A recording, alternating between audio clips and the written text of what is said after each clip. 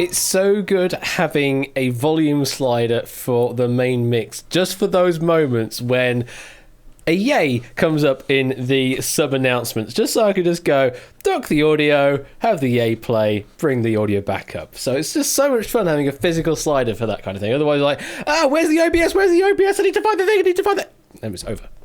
That was me. Yes, it was not an auto ducking. That was actually me doing that. And welcome to the behind the scenes.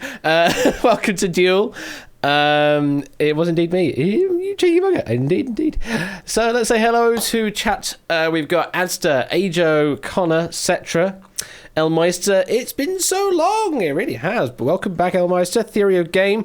Using the Duke coin to do it with things now. You're all highlighting your messages. Egg fried cheese is terrified. Duke Bliss. Hey everyone. Looping evening. Haven't said at the bot. Dr. Mummy Paulister, hello there. Alex Chen, welcome.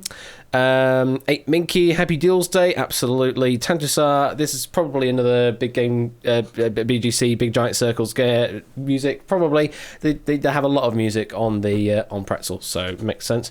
Shadowmain, hello there, Score Count, and Puzzle Dan, and Arden Fetz, and we got 50 bits from the Elmeister there. I can't see the entire message yet, I'll need to look that up in a moment. Also, Quick Top 9, hello there. DJ Hero G. Eisens, Pop Ramen Comedy, DJ Hero, Quizzy Dan, hello to Whiskers, who's over there. Oh, I suppose if you want to have a look at Whiskers.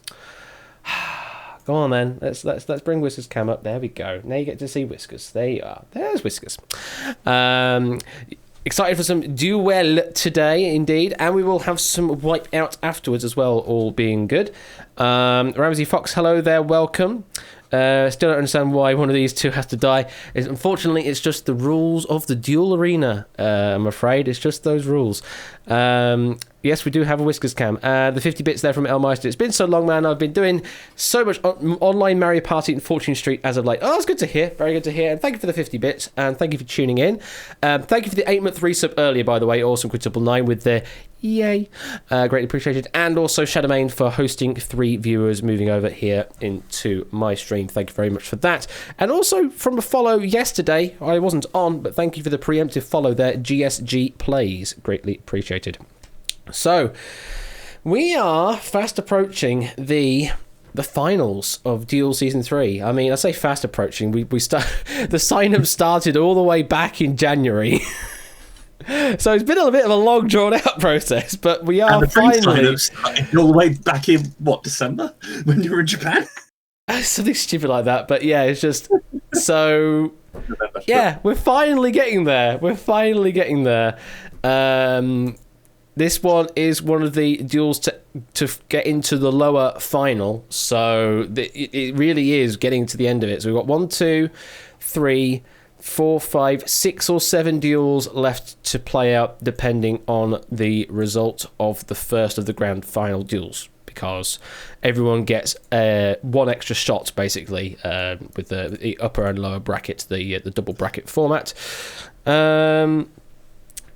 You got to get me with a fork or whisk first, X says in chat. Well, we'll find out how well you will prevail versus Dupless Force in a moment. There is a poll going on, so do have a vote on the poll. If you can't see it, then it's somewhere. Go and try and find it. But I do need to introduce the other 2 people in the box that I normally have with me for all of these ventures. First of all, we will go with the one that's currently unmuted. We will go with Mr. Score the Count. How are you doing? Score the Count. The Count, yes. The definitive article. Definitive, absolutely definitive, yes. That means I had to put on a crappy Transylvanian accent now. Thanks. No, I'm doing okay. No. It doesn't mean that at all. I'm doing okay. No. Everything's going well. It kind of hit me earlier when I was kind of thinking about how to sort of talk this whole thing in that 32 people started. We're down to 6. Down to just 6 competitors left in this tournament. It has been quite the journey. It has been. It's also it's also proving quite difficult for me to try and do a finale video of some sorts for the grand final and or the season finale. 36 hours of footage, no. Or how many hours? Well, I posted the image before in general chat of how many hours I have so far of this season. Yeah, 210 hours of footage to go through for all of season 4 so far. We're now into episode 70, and we're still not done. Followed by, absolutely, and yeah, also 684 gigabytes of raw video data. I think that's recording at like 10 megabits per second, but my god. But it's still smaller than Call of Duty. Accurate. So, what are you looking forward to this evening? Score count. Obviously, this duel, but anything particular in this duel you're looking forward to? We're into the real big leagues now. This and the match again with Tipster versus Harry is the final. It's final games for the bubble and final games to get into the sort of final series. And because of that, the stakes are definitely high. It's sort of one of those things of there's a sort of fourth place podium that you kind of want to get on. Everyone says you don't want to get fourth. No, in the Olympics you don't want to get ninth. Come in the top 8, you get a diploma. Everyone in the top 4 gets a prize, so there's prize money for first all the way down to 4th. So if you get this win, then you're looking at is that a guarantee looking for a prize at that point, or are you still one away? I think you're still one away, aren't you? No, winning this game will get the winning. You will be in the top 4. We'll go into the lower final. The person who loses the lower final is in 4th and wins 1,000 pence. 1,000 of your great English pence. What if you come 5th? Well, it depends on if you get one of the extra prizes that are yet to be revealed. It's anyway, we've been waffling, but Matt's sitting over there seething that he hasn't been introduced yet. Indeed, yes. Let's introduce the second person here. It is Mr. Matt Ref. I've borrowed the over to score count this evening. How are you doing, Matt Ref? It's been 84 years. It's been a long time on this duel. Yeah, I'm very good tonight, Ash. I'm looking forward to this duel, and say we are very much into the business end of this competition. Mm-hmm. What are you looking forward to in this duel? What you wanted to see happen? I'm hoping we get a really, really, really long duel. Sorry to Egg and Dupless in advance, but I think let's really drag this out. We set as funny and as humorous as it always is. We don't want to see duels basically done in basically anything less than 3 questions, unless it's the 3-question duel that we had last week. For sure. That was quite funny, actually. I will say that. But really, it was interesting for different reasons, though. Oh yeah, mind games, etc. Yeah, I think that's what sort of our version of duel has certainly come down to since he started. Ash, it's very much not just the game you play on the board, but the game you play in the chat. Absolutely. Definitely a lot of metagaming here, which is definitely something that I think has definitely given this season a bit of flavour. But yeah, as it was, 2 people, I definitely know who I favour from these 2 personally, and I will keep that secret. But as for who I favour professionally, I actually could see this going pretty either way. Well, that's the bracket as it currently stands in the lower bracket. So tonight we're looking at John, aka Dupless Force, versus Dan, aka Egg. The winner of this will face off against the winner of Tipster v Harry, which is the one we're all really wanting to watch again for various reasons. That's the actual final. Like, that's the match that after that. We're not even in the final, and that's the one we're looking for. Is the Tipster v Harry, because previous history has indicated that it will be an absolutely epic duel of epic proportions. So that's what we're looking for, the lower bracket. And in the upper bracket, currently, we have Samster versus JSAC. One of those will enter into the grand final. One of them will go down into the lower bracket for a second chance, where they'll enter into the lower final part 2. Which is a guaranteed third place for both of them. So Absolutely. So they're already in prize money territory here. It's just whether they get an easier route to first or second place, or a harder route to first or second place, or taking third. So indeed. That's what we'll look forward to. I think without further ado, let's bring our contestants in for this evening, please, score count. On my right, illuminated in blue. Oh, grasp, I did it the wrong way round. No, I'll do it this way, because I'm feeling contrary today. On my right, illuminated in blue. I'm just making certain I'm good. You're just making sure. Wait, okay. John, have you had a birthday? In March, but... Okay, I think we've already covered that. I think we're covered. Yeah, I'm 21. For goodness sake, Ash. Illuminated in blue this evening. You troll, Ash. 21 years old, from the United States. And are you still a student? I am, yes. Okay, good. Studying maths and Japanese. It is John, aka Duplessforce. How are you this evening? Hello. I'm doing good. Pretty not productive day, which has been nice. Yeah, I know days like that. Mr. Matt, how's he gotten here? Right, no, sorry, I was just quick jotting down the actual poll stats. I've only got bits of it, so Ash might need a bit of help there. Right, sorry, I'm all over the place tonight. Oh dear, right. Matt, a bundle of papers. Yeah, all the papers.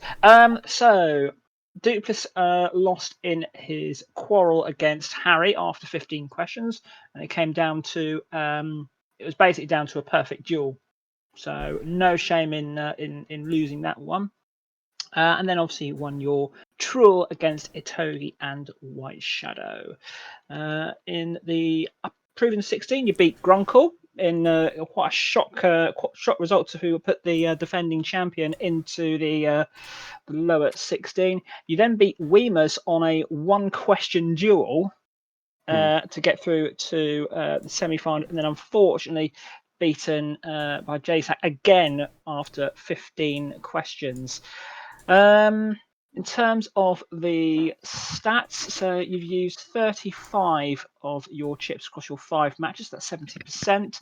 38 out of 40 correct answer, 95%, and you're averaging about 22 seconds per question. So a little bit slow on that, but I think it's fair to say, it's you've got the time, so you may as well use it up. And currently ranked 5th out of our remaining 6 players. And of course, it's all about if you can get out of that.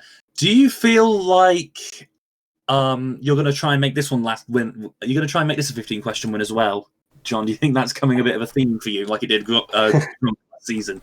I mean, ideally, it's one question and eggs out right away. But barring that, I think my best chance is if it ends up going pretty long, because then we'll both be down to 1 or 2 chips and not a lot of time. So you're hoping to get this at the bottom of the 9th, as it were? Yeah, pretty much. But for excitement reasons, or do you think that's where you're going to excel? I think both. It's always good to have an entertaining duel, but also I think probably my odds are a little better the further we go, I would say. Well, before we get to all that, let's introduce your opponent. On my right, illuminated in yellow, because Ash changed the damn colours around, 29 years old, formerly from Vale of Glamorgan, as he keeps telling me. Wait a minute. Are you still 29, Dan? I was 29 like a week and a half ago. You know that. Okay, I wanted to make sure that numbers. 2 weeks ago, because I can't do math. I can't do maths either. You've made this clear. Service desk shift technical analysis. I saw it's still a mouthful. It is egg fried cheese, aka Dan. How are you today? Scared. in the nice possible way, very scared. But yeah, had a decentish day. Oh, really? Bit of guesstimation. Okay. Okay, Matt, how did he get here? I think Egg's the only player remaining who came 3rd in their quarrel. I'm just quickly checking. Yeah, I believe so. So came 3rd in their quarrel against Catnip, and Jerry was out after 9 questions. That had come down to a perfect Truel, essentially. All the players down to 1 chip remaining on that one. And then beat Yeesh and Royal Flush after 7 questions in the Truel. Egg beat Ralph in the Proven 16 after 3 questions, and then unfortunately lost to Samster on a sudden death question in the quarterfinals. Stupid flags. Still vexes me. And then obviously a walkover against Grunkle to come up against Dupless tonight in terms of the stats. Egg is ranked 4th out of the remaining 6, so not too bad. 36 out of 60 chips used, so 60% there. 36 out of sorry, hang on. Ooh, that's weird. So 36 out of 39 questions. And Egg, you've come up against 2 sudden death questions this season, so 1 correct, 1 incorrect. So you've got a little bit of experience, which may help you there. I'd rather not go back to sudden death. You're also very, you're also sort of fairly quick or quicker than your opponent in terms of the time per question, averaging about 18 seconds per question. Egg, I think it's fair to say you were very doubtful that you'd even get this far, let alone 2. So, are you quite surprised? Yeah, I say my last deal I didn't expect to win at all. I think I just got very lucky in that Connor was a little bit sort of blasé with his chips, and I had enough to cover all of the answers. I was fairly lucky on that respect. Because I would have gone the same way, and it would have ended up in a tiebreaker at that point. But yeah, I say this one, me and Dupless, I think we're very close when it comes to knowledge, and along those lines, I think this is going to be a good close fought deal. Mm-hmm. I don't know which way it's going to go. Personally, have you been studying your J-pop? No. John, you may have an advantage. Hang on, we have a subscription coming through from Rubik's here. 5 months. Ooh, 5 months. Thank you very much for the 5 month resub there, Rubik's. Greatly appreciated. 5. 5's not going to become a meme. 5. No, 5. Going as it is. That meme is copyrighted. That's John's meme. We can't take John's meme. All right. I apologise in advance, John. 8. Yes. And -1. And -1. But thank you very much. John, by the way. Not the John in this room. Not that John, or that John, or the other John you're probably thinking about. A different John. A completely different John that some of you here might be familiar with, but that's a different thing. But yes.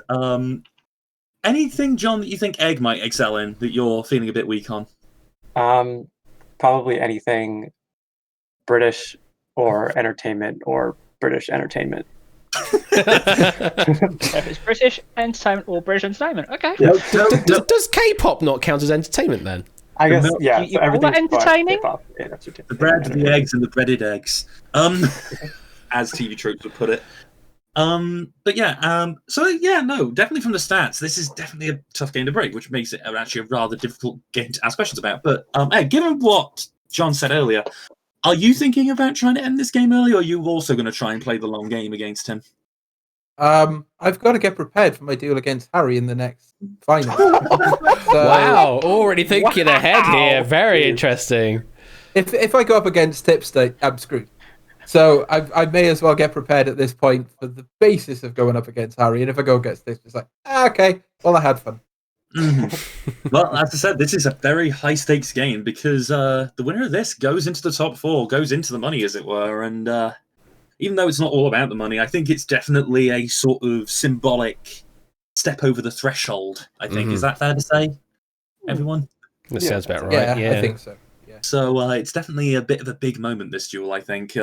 And this duel and Harry versus Tipster, both of these are going to be very exciting and very tense matches, I think.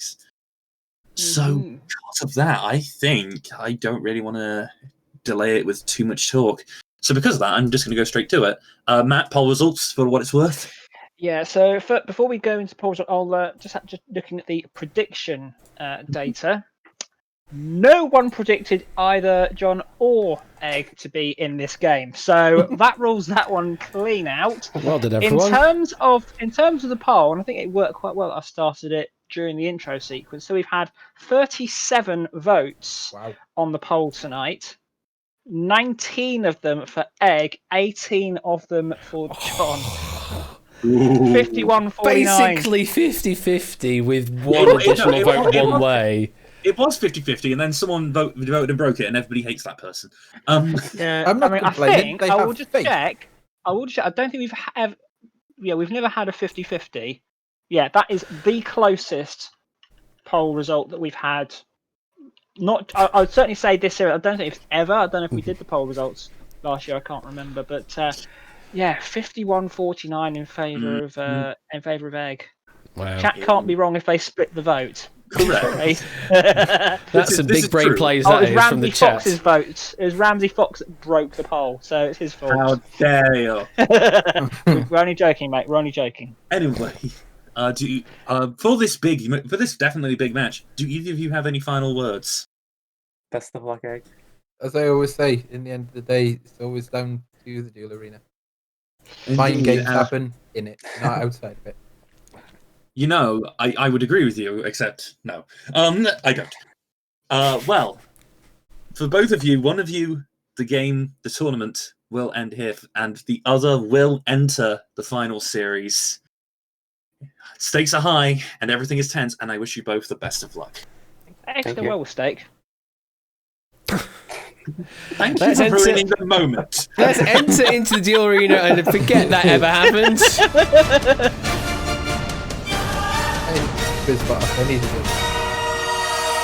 I feel like Scrooge McDuck now. Yes, Atlantis. Thanks for reckoning the moment. And as always, as Shadowmane is already queuing up, we need to do a test question to make certain that you can play the game. So here is the test question. There's the test question. The answer's 42. Here's your options. 7 multiplied by 6, 896 divided by 16, 296 minus 259, 78 divided by 6. John is in. Tried to play an accelerator after the fact, and we got the sound. My screen did turn red, though. Well, it does that. Let's. No square root, I'm afraid, this time. They're all just, I say simple. There's some divides in there. Let's see where you played. Well, it's a more question duel. Let's see the correct answer. The correct answer there was A, 7 multiplied by 6, but that was only the test question. This is only a test. So, John taking the early win there. Did you put a sound effect in for dud accelerators? That's been there since, season 2. It's just I very quiet. It's because it's so subtle. I haven't really heard it. Okay. This is a very scary screen because it's now changed from blue to remaining permanently red. Well, it'll go blue when we start the new question. Okay, I've reset the match. Matt, go through your final checks, please. Okay, so just to double check, Egg and you haven't got any other sources of information available to you other than your own knowledge. Correct. Okay, you haven't got the Twitch stream open at all. Okay, all good. And as a usual reminder to those in the text chat, you can of course discuss the question, discuss what the possible answers are, etc., etc. However, once the players' options have been revealed, we would ask discussion of the question and the possible correct answer stops at that point. But obviously, any alternative funny answers you want to put in the chat, please feel free to do so. And you may even get a message. You may even get a shout out in the stream. Other than that, Egg, John, best of luck to you both. Let's see who's going to make it through to the lower final. Okay, so John and Dan, you both have 10 chips, 2 accelerators, and 5 minutes on your clocks. If you're both ready, let's focus the right window, and let's duel. And the lights are working now. Hooray! Shame we don't get to see them. Good luck to both of you. Here comes your first question. What game are you playing right now? What? Suddenly we're already into the meta. What trust game this. are you playing right now? Your options are duel, or duel. Both players are in. Let's see where you've played. Both have locked in on D, duel. You happy with that, Egg?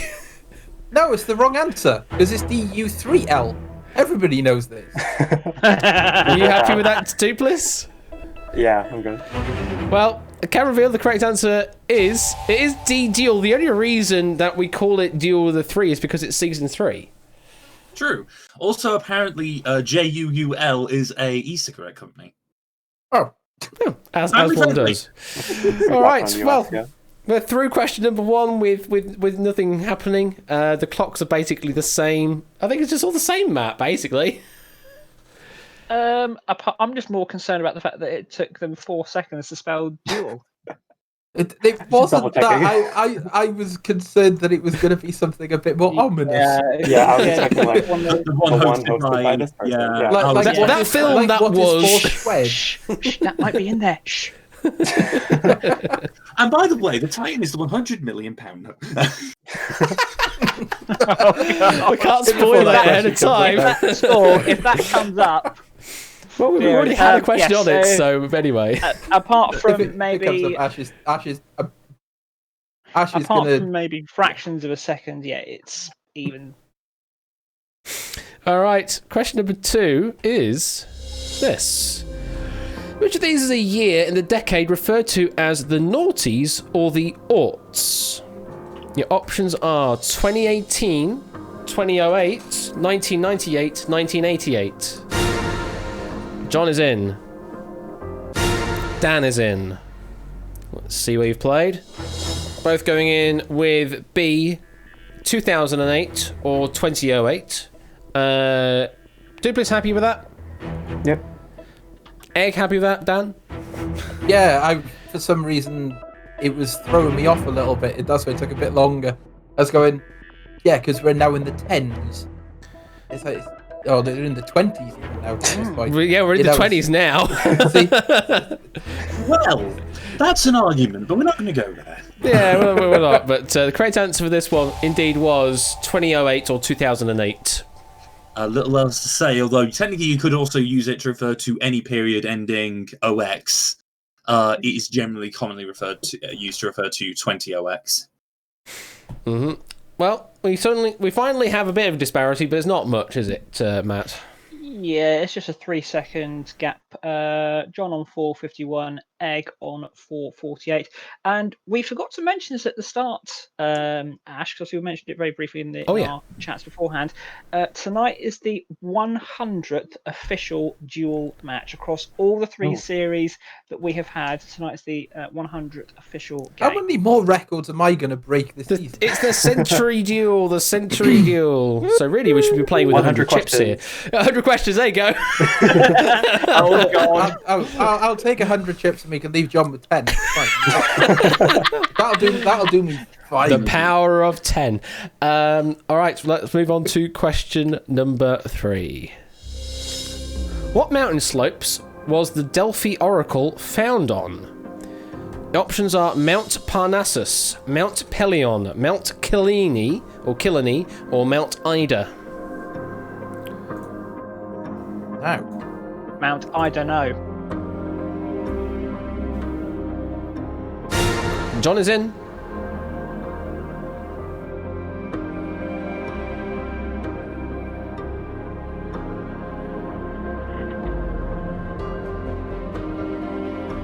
Just Dan having a think at the moment. long and short, I can recall it begin with P, but I can't remember which one it is.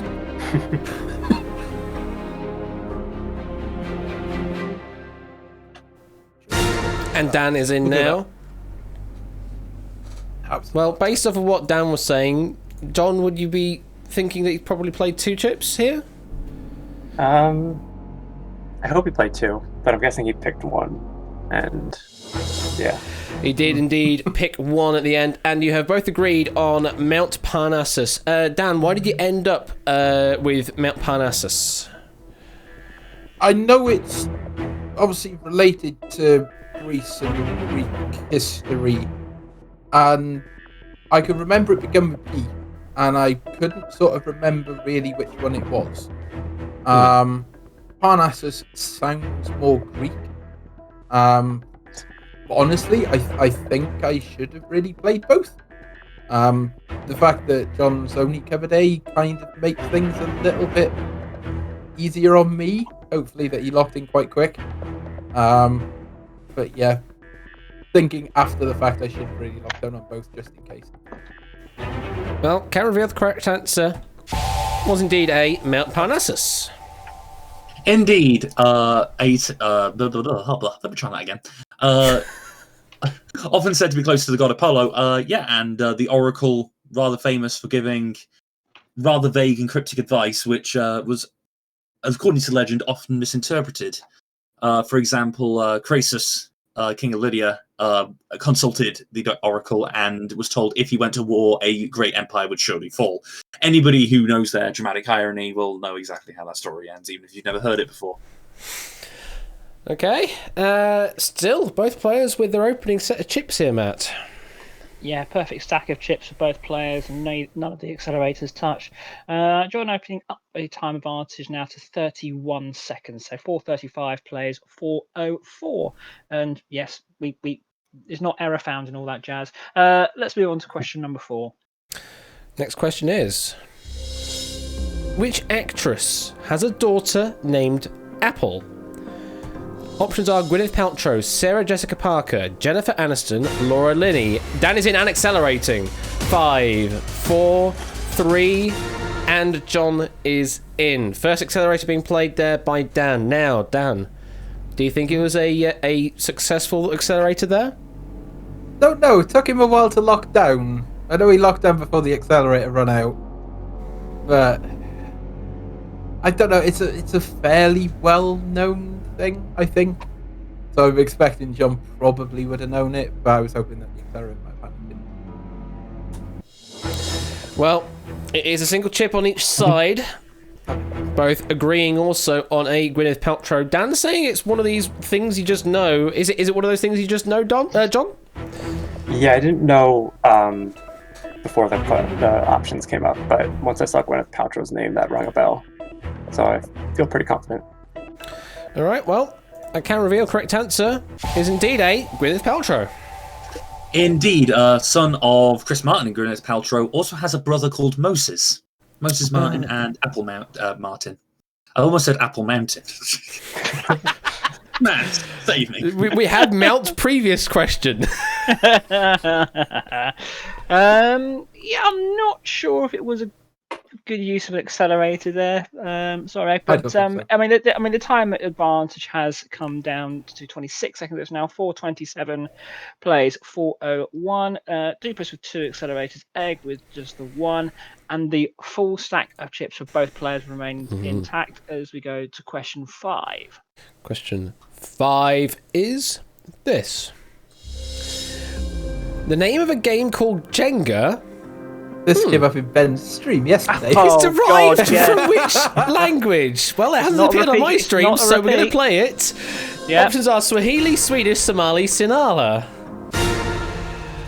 Both players are in. That is ridiculous. That is impressive that the RNG managed to make that happen. Let's see what he played.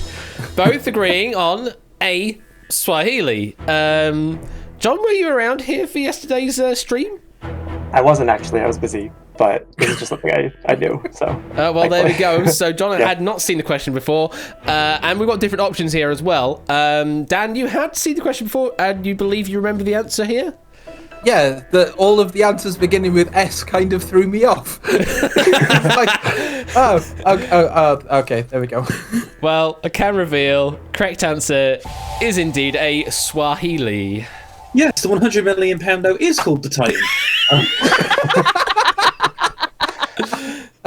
I think I'm just going to make that my meme whenever whenever this sort of shenanigans happens. Yes, no, it derives from the word kujenga, meaning to build in Swahili.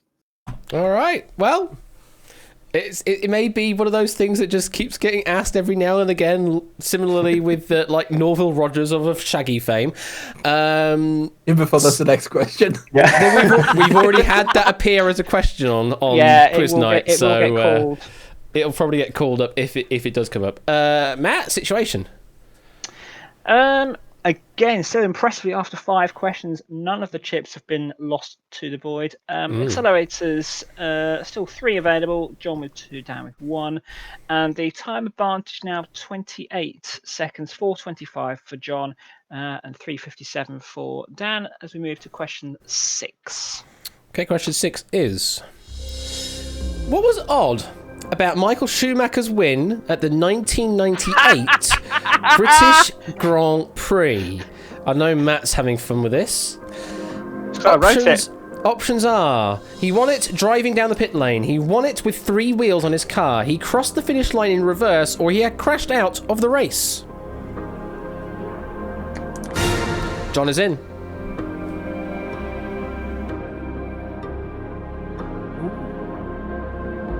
No accelerator play. No, there it is. There is the accelerator. 5, 4, 3, 2, 1. And Dan is in.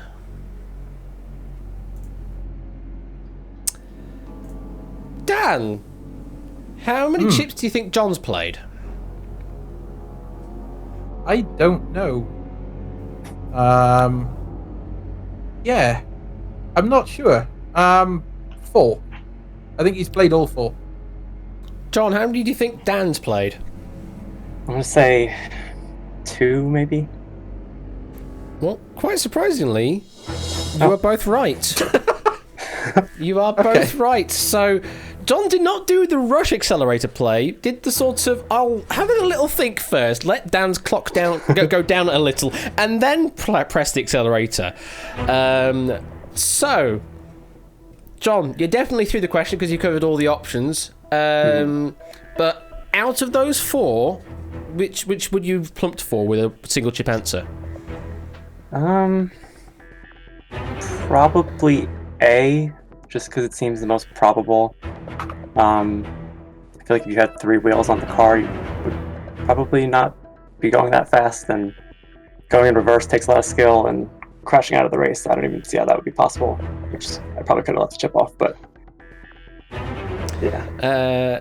And Dan, although you were under the accelerator at the end there, you ended up with just 2 chips on driving down the pit lane or crossing in reverse. Why did you go with those 2? So, memory serves. I say 1998. I wasn't very old, but I had family that watched a lot of Grand Prix F1, all of that sort of stuff in my younger days, mainly my grandfather. And I can kind of sort of remember it was an incident with regards to the pit lane, but I was like going, that's why I covered A first, and then I kind of covered C afterwards, going, it sounds too believable to not be true. So I'm not too sure. I don't think he lost a wheel, and I don't think he crashed. It's the 2 most believable answers there. Well, there was certainly a very wet Grand Prix. I don't know if it was British Grand Prix, but it was certainly a very wet Grand Prix where he did end up with 3 wheels on his car through a collision, but I cannot remember if he actually finished the race. I guess one could argue that the situation with Lewis Hamilton in the 2020 season where his tyre basically shredded due to the sheer heat and the wear of the tyre. I guess you could say he only had 3 wheels because there are only 3 functional tyres, but that's Hamilton, not Schumacher. Can reveal that the correct answer is... It is A. He won it driving down the pit lane because, as far as I remember, their pit garage was beyond the start-finish line while he was coming in to do a stop-go. Yes, exactly that.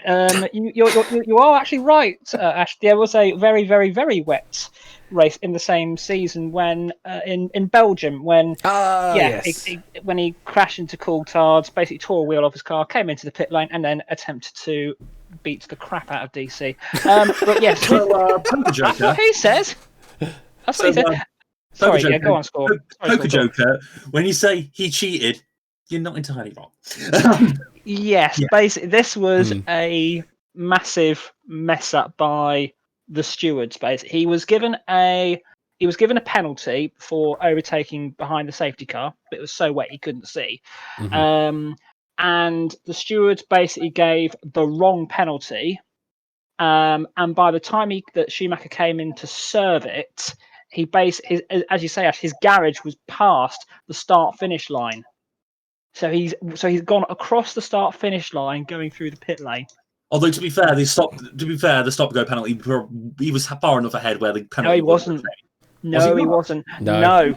And that's the thing. If this had been done properly, basically Hakkinen was 20 seconds behind him, and to do a 10-second stop-go penalty, it's about 30 seconds. Yeah, fair enough then. Yeah. So, but basically, all the stewards got sacked after this race because they gave the wrong penalty.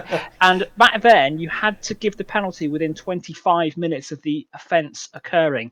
They gave it after 32 minutes. That. Yeah, I forgot about that rule as well. Yeah. So this was a massive cut. And to cap it all off, Schumacher completely, obviously he hadn't seen the checkered flag, so he's gone round and done another full lap, which back then, if you cross the start-finish line twice after you show that's an automatic disqualification. So this was a complete mess up by all. And just quickly to finish off, it is possible for all three of these scenarios. The other three wrong. As you say, Ash, yep, 3 wheels. You could argue Lewis Hamilton didn't really have a functioning wheel at Silverstone a couple of weeks ago. Although you were clearly referencing Lightning McQueen. Crossing the finish line could have spun round in the wet and just happened to go and crash out of the race. It's possible that basically the crash could have caused a red flag, and by the time they go back a couple of laps, he's still in the lead. So all of these scenarios are possible, but yeah, that was just one wacky question. I might as well cover off all the stat bits and pieces. Yeah, might as well do. Yeah, so I really feel sorry for Score. I'm setting this completely off of him. So I would say not a good use of that accelerator there from Dupless, but it's now 1 accelerator each. 4 minutes and 15 plays, 3 minutes and 31, so a 44 time gap, and we now have a chip Finally, disparity. chips have gone. Yes, Egg leads 9 chips to 7. No, you can't play the accelerator against me. Doesn't work. Nice try. Yeah, let's move on to question number 8 minus 1. So 7. I've just noticed your name in Discord, Scott. It's a question on F1. I think it's only fair that Matt gets the word on that. If there's anything else, though, you'll definitely get the words. Unless, of course, it's video games or like games programming stuff, then I'm going to fill it in. Anyway, moving on to question number... Fort Boyard. Yeah, okay, Fort Boyard, you do it. Here we go, question 7. Well, talking about video games, which of these is a weapon in Worms WMD? Your options are RAP Strike, OMG Strike, WTH Strike, or KMA Strike. Dan is in and accelerating. The last accelerator to play from him. 4, 3, 2, 1. And that is a lock-in. And that is a lock-in from John. Dan, how many chips do you think John has played? I'm hoping all 4. You're hoping all 4, thinking the accelerator will do it. And that'll then leave him with only 1 lot of extra full chips to play. John, how many do you think Dan has played? I'm guessing all 4. Trying to do the rush play, maybe. Well, let's see. Let's drop the screen. Oh, God! No! We've already have a terminus to regular play. It's whether or not we go into sudden death or not. So, John has gone with A, RIP Strike, and D, KMA Strike. Dan has completely disagreed, had gone with B, OMG Strike. Neither player has covered WTH Strike. So, If the answer is WTH strike, then we will go to sudden death. If it is anything else, then this duel is over and we are declaring a winner to move into lower finals part 1. John, why RIP and KMA? I'm just guessing. I have absolutely no idea. The middle two just didn't seem like they would be weapons, so I wanted to try and save chips. But now that I see, I'm gonna say, eggs, why didn't you cover all the options? Because you could have done. Yeah, I think I was just trying to save chips because egg was up a little. But now that he's played only on B, I feel like he's probably right. So we'll see. We will see. Dan, seem pretty confident. You've already put a single chip down on OMG Strike. Why only OMG Strike and none of the others? You say pretty confident. Now I'm doubting myself. I played it a while ago. As in, yeah, talking a while. It's the only one that I can remember. It's the only one I can remember in it. It's like, I can remember there was always a concrete donkey, which was extremely rare, and I used to love the concrete donkey. And then just thinking, I'm almost certain that it's OMG, but now that John's only locked down 2? I have no idea, so don't trust me. But still, it's like I'm even doubting myself now at this point. It's the post-lockdown syndrome. This, isn't it? It's like, Yeah. I know that feeling It's all like, too well. it's like should I have covered all 4 at this point, knowing that I had the chips for it? Well, both of you could have done. Both of you had plenty enough chips to do so, but John trying to conserve some chips ahead of Dan just to see if he can level it out a bit. And Dan just going all in on a single chip answer. Dual regret, as DMM is also saying, potentially. Dual regret. Well, is it a regret or is it a stroke of pure fluke or pure genius? Let's find out. Let's start eliminating some wrong answers. Oh. Because I can do. Because I can do. First answer to reveal as a wrong answer is C, WTH strike. So we have a winner. Currently, John has slight advantage in numbers. There are still 2 answers up versus Dan's 1 answer up. But we definitely have a winner from this duel. Second answer to reveal as a wrong answer is Gonna be on a job.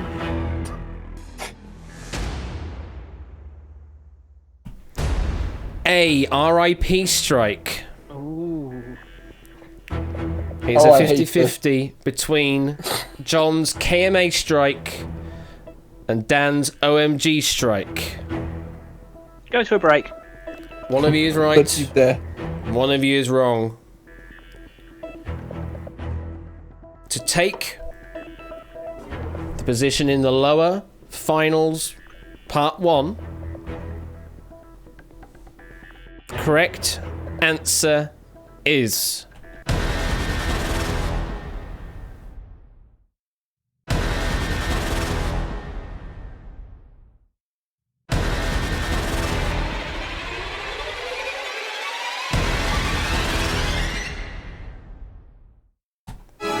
it is B, Well done. OMG strike, and Dan takes the win. Sorry, Duplas. It's okay, well done. Out of nowhere almost, but definitely a very Oh strong my game. God. Definitely a very shocking ending there. The OMG strike is a satellite-based attack for those of you who are curious. And it does have an updated / upgraded version, the OMG LOL strike. As you would do, okay. As you would. I have little else to say other than commiserations, Dupless. That is a ending that I don't think anyone saw coming. It just came right out of nowhere, but that is duel. If you don't cover the right answer, then it will just end abruptly, just like that. John, It's the accelerator that's done it. It is the accelerator that potentially did it there. John, we have to say goodbye to you. Yeah. First of all, though, we do have 100 bits from Shadowmane. Split the dust. Duplis Force bit the dust. Thank you for the 100 bits there, Shadowmane. What's your thoughts immediately after that there, Duplis? Well, you mentioned if it's dual regret, and it's definitely dual regret. I should have just put all 4 down. But hey-ho. It is what it is. It was a lot of fun, so I don't mind. That's good to hear. Good to hear that you've had a lot of fun. Dan, did you ever think you would get to this point even further now that we're now saying you are into the lower finals of this tournament? Mm-hmm. I am literally shaking right now. I know that feeling with the 627. I know that feeling with answering 627 on Google that. What other than shaking, what are you thinking right now? What's your feelings? I hope Tipster loses his deal.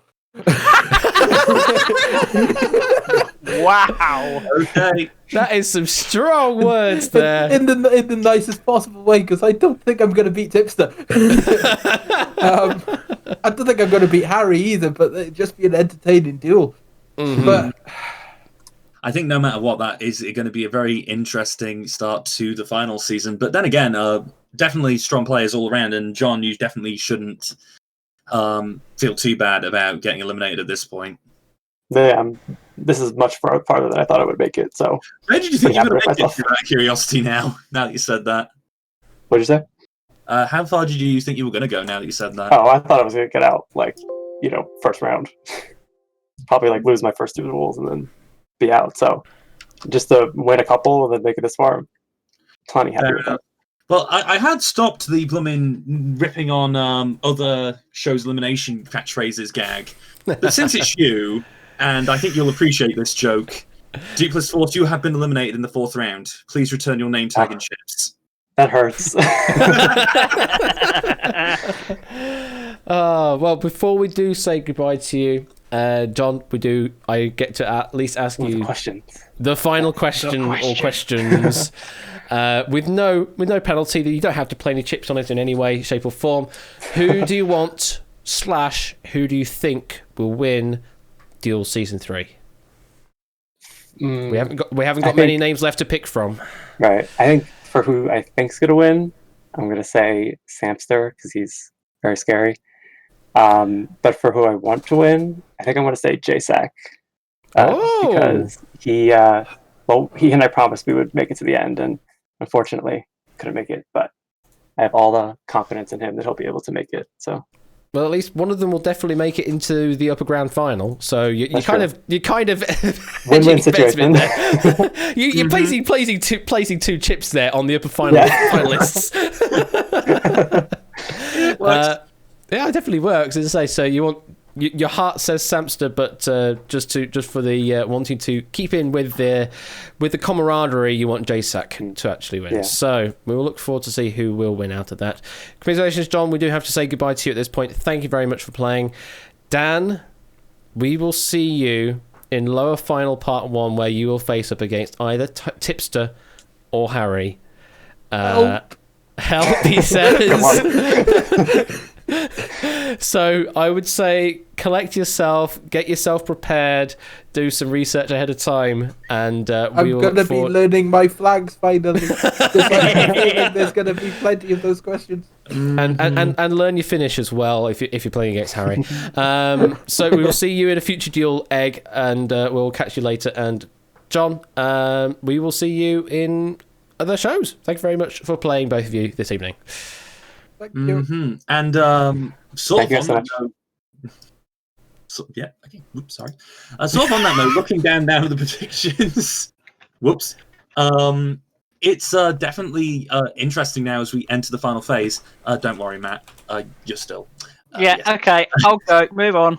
But at the top, we still have Scooter Dust with a score of 30, and but he isn't beyond overtaken. In fact, if it might be a bit of small consolation to Duplis that he has one of the highest score potentials remaining in the broadcast in the predictions leaderboards.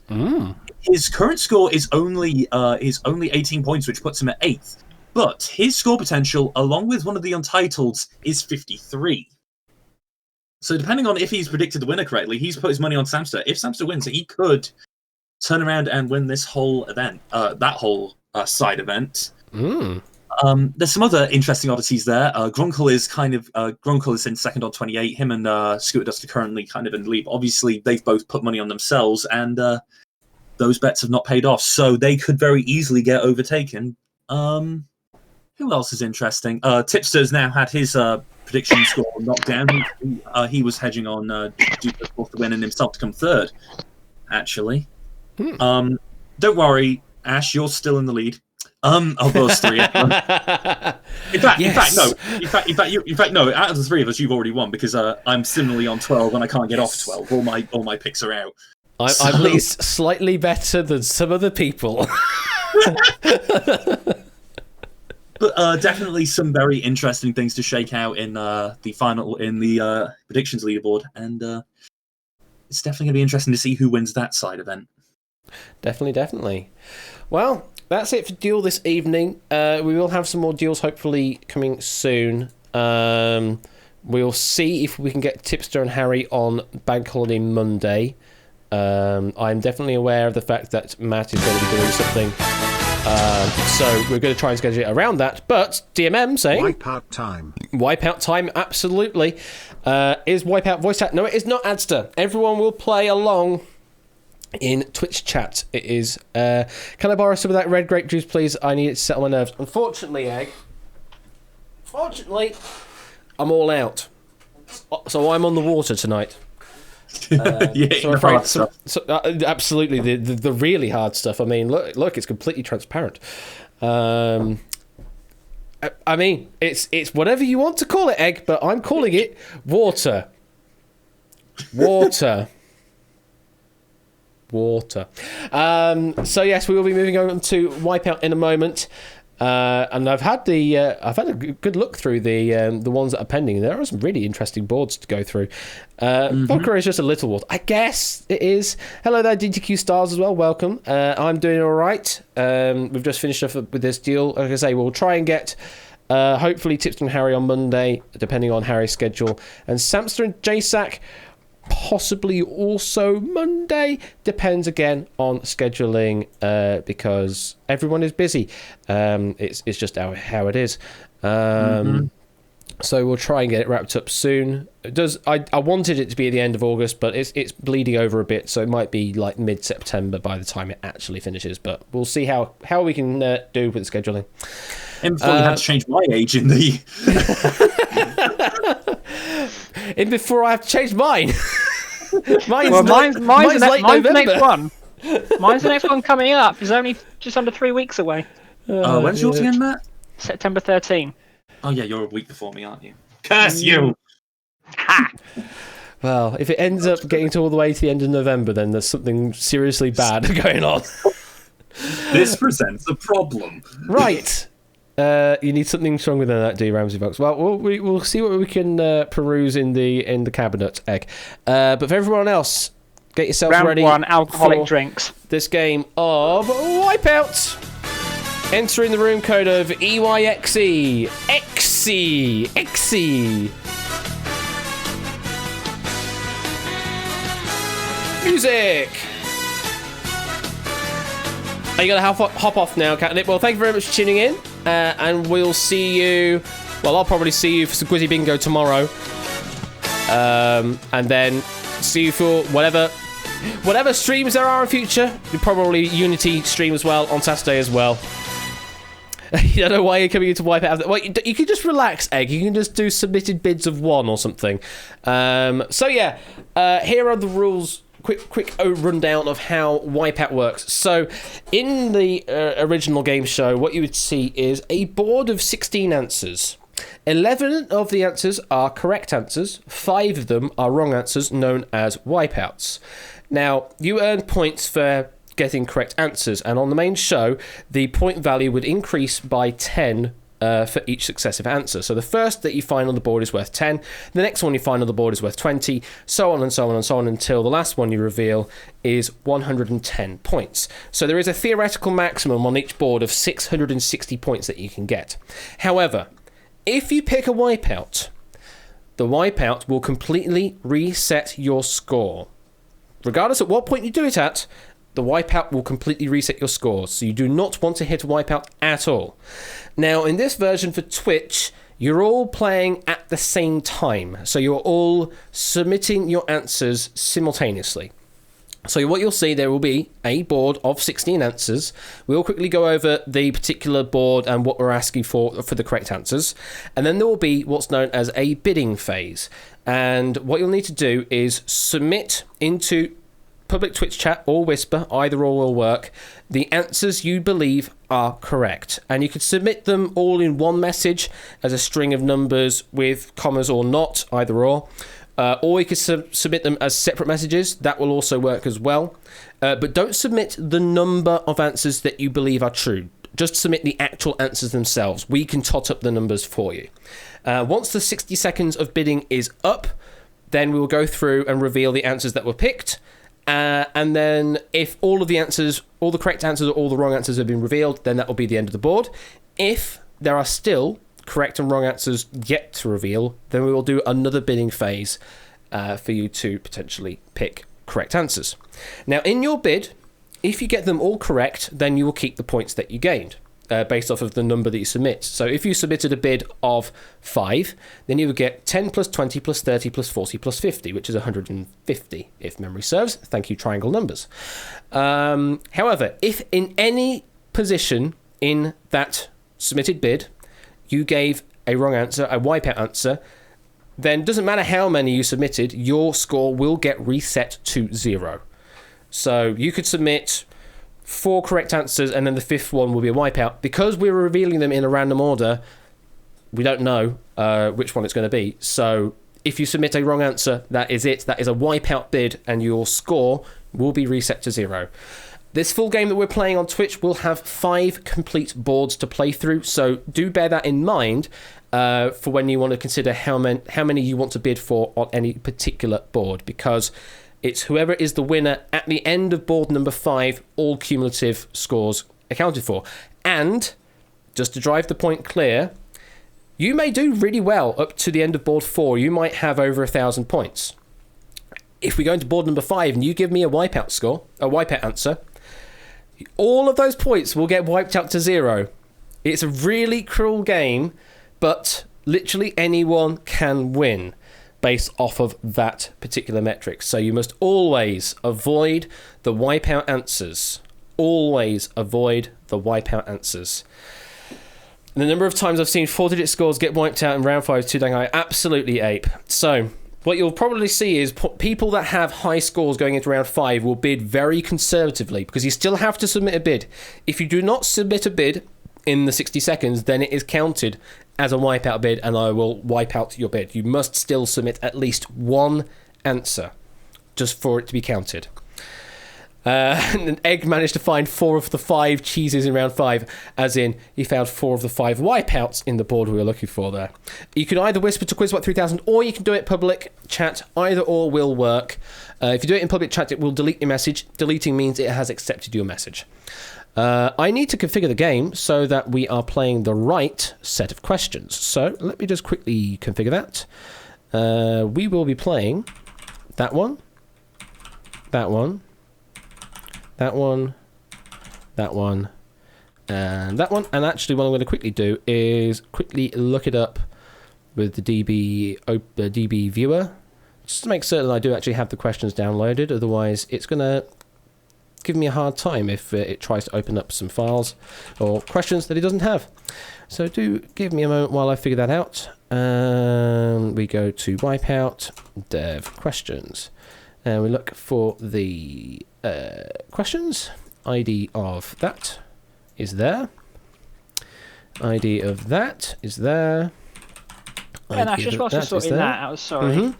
If anyone wants to obviously write any wipeout boards, they can do so by going to our Discord. Absolutely. As I've mentioned before on stream, pretty much all of the questions you see on my stream are powered by the community. This one is a list form question over on my website, which you can find the details of through my Discord. So if you're interested in that kind of thing, then do let me know. We do have a few people on the team of proofers that will go through your questions and try and proof them. But there are a hell of a lot of questions to proof at the moment, so do bear with them on that basis. This game is different in that it's not completely RNG. I actually pick the boards that I want to see appear just to make it at least a little fairer. Otherwise, if it's just straight up RNG, then board number 5 will just be a brutal round and no one will win anything. Not to mention, it's the hardest game to write questions for. It is very difficult to write a decent board for this. I mean, I've tried it myself, and yeah, my boards that I wrote were a bit difficult. Kingdom Hearts. What the Kingdom Hearts? I actually like that one because it's just so esoteric. So says the guy who last time we had this on had a board of which of these were characters in Boyardland. Have fun. Hope you watch French telly. And as Ape says, do not be afraid at all to write simple and easy questions. We actually had a point a couple of weeks ago where we ran out of usable very easy questions for Duel, which is why, and for 1 versus 100 actually for that matter as well, which is why there was a spike in difficulty suddenly for those, because it just couldn't find any easy and very easy questions to pick from. So yeah, we definitely need easy questions as much as we need hard questions. Just don't write questions just for them to be hard, because otherwise they're unlikely to be picked because you have a lot of competition against you for that regard as well. The code has suffered a similar fate, maybe, Aspie, maybe, but that's more a case of all of the questions on the code are just accepted. There isn't actually difficulty association for those, from what I understand. They are all meant to be pitched at a similar-ish difficulty. Oh yeah, they all should be, but it's just what it is. Difficulty is subjective. Very much so. I've definitely seen on many occasions where a question has suddenly come up with a medium difficulty, and I've gone, maybe not, but that's just my subjective opinion. So, What is easy to anyone is not going to be easy to someone else. Like an easy question to me is, what is the name of the main character group in Pyre, which literally no one in this chat is going to know. Whoosh! So you've got about 30 seconds to a minute to get yourself into the lobby if you're not already joined. We already have quite a few people in. We have 10, 20, 35, 38 people in the lobby at the moment. And I will need to probably resize the lobby screen when we actually get in. Thank you for the follow there, Arlo Mage. Greatly appreciated, Arlo Mage. And welcome. If you would like to join the game, enter in the room code into public chat, which is EYXE, and you'll be entered into the game to play. Everything you need to do will be all you can do just directly into public chat. It's just that easy. I'll address this point while we've got this quick moment. Congratulations for meeting the 500 questions target, the challenge. Oh God, 500 questions. What I am planning to do with that is to make it be the season finale of season 4. I mean, the season finale originally was going to be like the duel final, grand final, but since 500 questions has just happened and it's going to be a one-off event, that will be the proper bookend of season 4. And with it being a long stream, like I'm probably anticipating it being a 10-hour long stream, just as a rough estimate for how long it will take to get through a question at a time. And then there will be some variability based on different kinds of questions that come up. But 10 hours is what I'm expecting it to be. An optimistic estimate is 8 hours, but a conservative estimate is 10 hours. There will definitely be breaks, Puzzle Dan. Definitely there will be breaks. That's why it'll push it. That will be part of what pushes it towards 10 hours. Absolutely, yeah. So there'll be we'll do a few hours of gaming and wait until we get a break in play somewhere, like at the end of the end of a 50 or something, let's say. And then we'll just go, right, we'll have 10 minutes, do what you need to do, or 10, 15 minutes, something like that. Do what you need to do. I might even go and do mukbang stream or something, do social eating stream or something for a bit while we just have a moment, and then we'll keep doing after that. So that does also mean that the stream will probably start at a really unreasonable time or end at a really unreasonable time, one or the other, depends on what my sleep schedule is going to be like. So hopefully there'll be a suitable number of people around to play at any given time. Will there be question submissions? I don't know yet, also Triple Nine, if I want to use the stupid questions that I got or not. But we do have actually quite a few questions to use in Simple Question database, so we might actually be able to just use those. But if you're interested in writing some questions, although that said, we will need some special questions for the battles and for like top 10s if we want to do top 10 lists, that kind of thing. So yeah, there may be some extra kind of questions we need to do for those. And Panda's bringing up to a nice even 40. Hello, Toad Boy, as well. Welcome. And hello, Mage. I mean, you could always just chuck me a weakest link database or something stupid like that, and that'll probably work. This stupid meeting at work is taking forever, not paying attention at all. Okay, fair enough. Okay, so that's the rundown for 500 questions. In addition to it being a long stream, I'm gonna have it be a charity stream alongside, so there'll be some raising money for some charity. I don't know what the charity is going to be yet, but there'll be definitely something for that that you can put some money towards for the stream, and that will be, say, the bookend of season 4 proper. Hoping that if Duel ends mid-September, then 500 questions will be similar sort of time frame, mid-September. Right, well, that's what you'll look forward to soon, and then I've got lots of other game shows to do, including another one that's in my noggin that I've not really said anything about other than to select a couple of people. So I'll have 50 categories. Well, basically, yes, Lupine, because I'm going to be doing the 50 question style, not the stupid 30 question style. I don't know why they did that. It was like, how does 30 divide into 50? Very careful. Even. This is kind of, I mean... what I thought they were going to do and try and do, like, a clever thing was do 30 questions up to 450 and then have the final board be 50. That would probably make sense, but we never got to that point, did we? Select few people equals the mods. Well, yes, Aspie, because they're mostly trusted people for me. So yes. You trust me? What is this? If I didn't trust you, being all right, you trust me as well. If I didn't trust you, you wouldn't have mod powers. It's as simple as that. It's as simple as that. If I didn't trust you, then you wouldn't have mod powers. It's just as simple as that. We're not questioning the fact that you do trust us. We're just questioning why.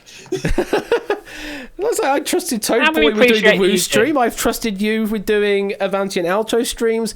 True. So I've trusted a lot of people in things. I've trusted Catnip with Golden Mind, which actually is a really good one, and I would definitely be up to seeing more of that in future. And I'm sure all of you out there would like to see more of that as well. I just love my Roboto font. It does the job. It does the job, Toad Boy. Especially in a game where it's very difficult to sort of identify the font because the only footage is converted VHS footage onto YouTube. So it's kind of difficult to find out what font it was. It might even be like an in-house font at BBC at that kind of time. Roboto Anyway, best font is. That is an opinion. Okay, I'm not going to delay anymore. Let's get on with the game. I need to get into the correct Wipeout layout. And, as the catchphrase goes, let's play Wipeout. Let's play Wipeout. Thank you, Paul Daniels. And I now need to fix the leaderboard because you're all too big at the moment. So I need to shrink you all down a little. So give me a moment while I shrink you down. You now need to have a preferred size of that, I think. Oh, that's too much. 22. 22 is going to be your preferred size. There we are. 22 is your size. I said that already. Yes, absolutely. Oh, that's more of a Ben thing these days. Is I said that already, so I can't really say that. So there we are. There you all are. Honey, I tricked the viewers. That's basically it, Duplis. So, as I say, there are 5 boards. This is board number 1, and board number 1 is. I knew I should have taken that left turn. Your answers are. Which of these words can be found in the lyrics to Weird Al Yankovic's song called Albuquerque? 11 of these words appear verbatim in the lyrics to the Weird Al Yankovic song Albuquerque. The other 5 do not. 60 seconds to get your bids in starts now. Maybe if you don't know the song, you just go for a conservative bid because you're all on 0 anyway, so even if you get a wipeout here, it's not really much of a problem. This is Lingo Maniac's board, as you can see illuminated in a sort of dark blue, which means they don't need to play the game. But at the end of this board, they will be granted an author bonus of 200 points, which is sort of a rough average based on general performance of a board. It seems to work quite well for balancing. Got less than 30 seconds to get your bids in. Don't forget you do need to get a bid in if you want to get any points, otherwise you will get a wipeout. 20 seconds left. We have a full bid from Connor going hell for leather. Connor does tend to do that. 10 seconds left. Theory Game and Panda, you still need to get a bid in. Thank you, Theory Game. Panda, you're probably in a meeting, so you might not actually be hearing my voice. That is time. And all 16 answers were picked from this round of bidding, so we will be ending on this round of bidding. Connor saying it'll work one day. I mean, potentially it will. And DTQ Styles, unfortunately, that last bid was out of time, so will not get accepted, although you already have a bid of 6 at the moment. So as it currently stands, Connor with the highest bid of 11, Deuceman and Poker Joker and Drahuska going with a bid of 8, all the way down to Matt the Ref, Alex Chen, Proogs and Aspie Dog, hopefully getting through the round with a bid of 1, which will mean they'll get 10 points on the board. Okay, let's see the live rankings, which is just a random order at the moment because no one's got any points yet. Tantastars realised that they could have gone for 6. Well, let's start revealing some answers. So, first one to reveal. Call that 8 players gave. Now, is Call in the song Albuquerque? It is in the song Albuquerque. I don't have any more information about this because they're just literally lyrics in the song, so you can go and read up on that at your own leisure. And Connor, we look to you. You already have a overbid. Connor still sitting on 11 to go, and there's only 10 correct answers on the board. So I'm afraid, Connor, we've already revealed that you've overbid, so you will definitely have a wipeout somewhere in your bid. So you will end this round on a wipeout. That's how the game goes, unfortunately. Let's move on. Let's go to the next answer to reveal. Saxophone. Saxophone. I used on a trumpet, but is saxophone in Albuquerque? Yes, saxophone is indeed in Albuquerque. Well played. And just like that, Proogs, you're safe. You're out of the game now. You are safe with 10 points. It's more than 0. It's more than a wipeout. So you'll be ending the round with 10 points. Next one to reveal is Face. Is Face in? I haven't wiped out the Panda. Technically, I should have done, but now Proogs has got unanswered, so I'm not going to be able to. It's fine because Panda's on 0, so it's fine. It's just a count of 0.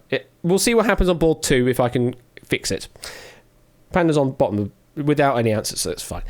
Face, is that in the lyrics? It is in the lyrics. 8 yet to reveal. Connor on the bid of 9 still. Anyone else overbid? No, just Connor overbidding currently. Next one to reveal is sweet. Is the word sweet in the song Albuquerque? It is indeed in the song Albuquerque.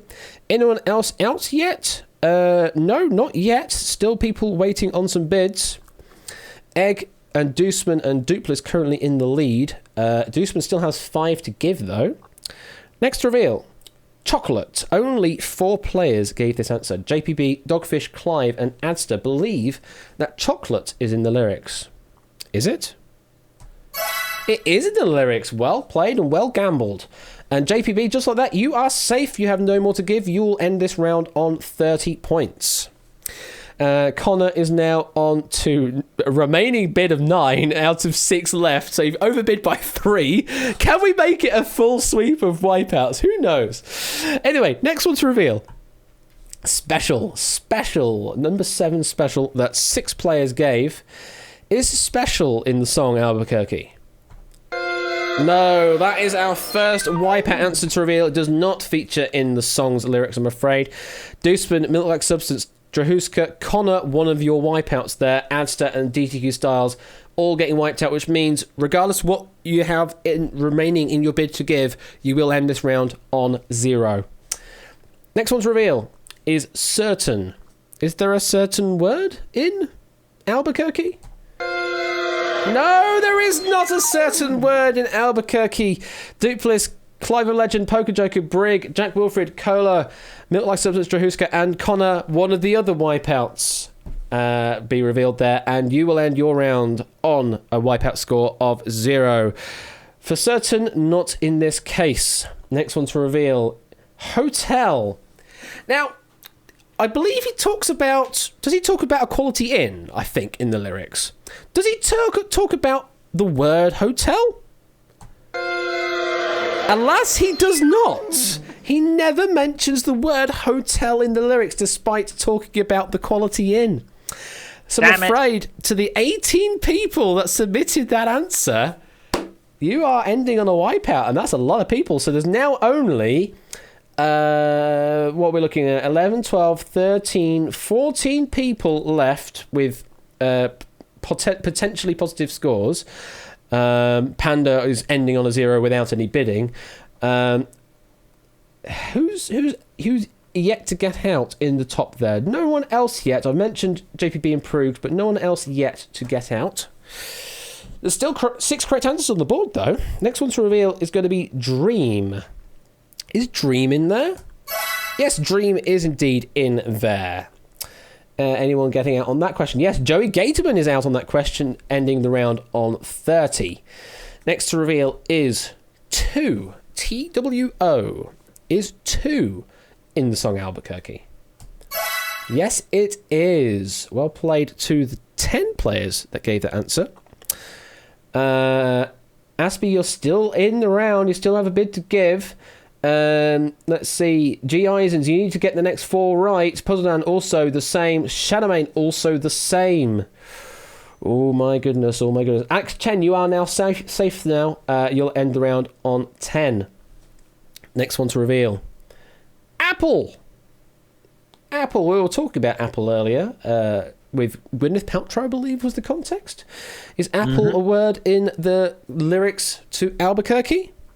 It is indeed. Egg, you're now in the lead on 150. You still have 2 to give out of 3 possible correct answers left on the board. Puzzledown, you still have 3 to give.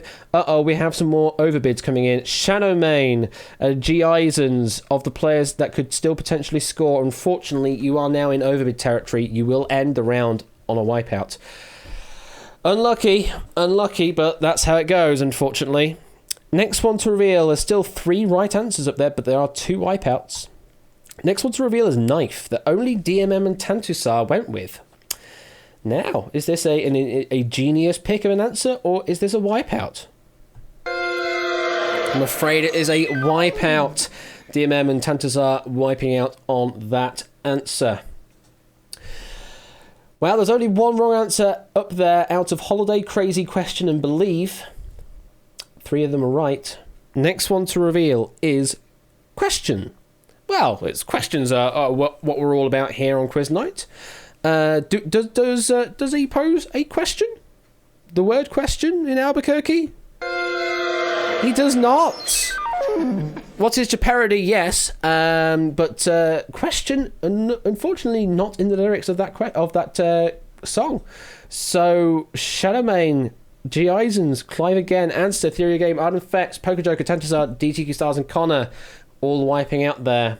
And we've now revealed all of the wipeout answers, which does mean the remaining answers are all safe. So let's quickly go over them. Crazy is good. Believe is good. And finally, Holiday is good.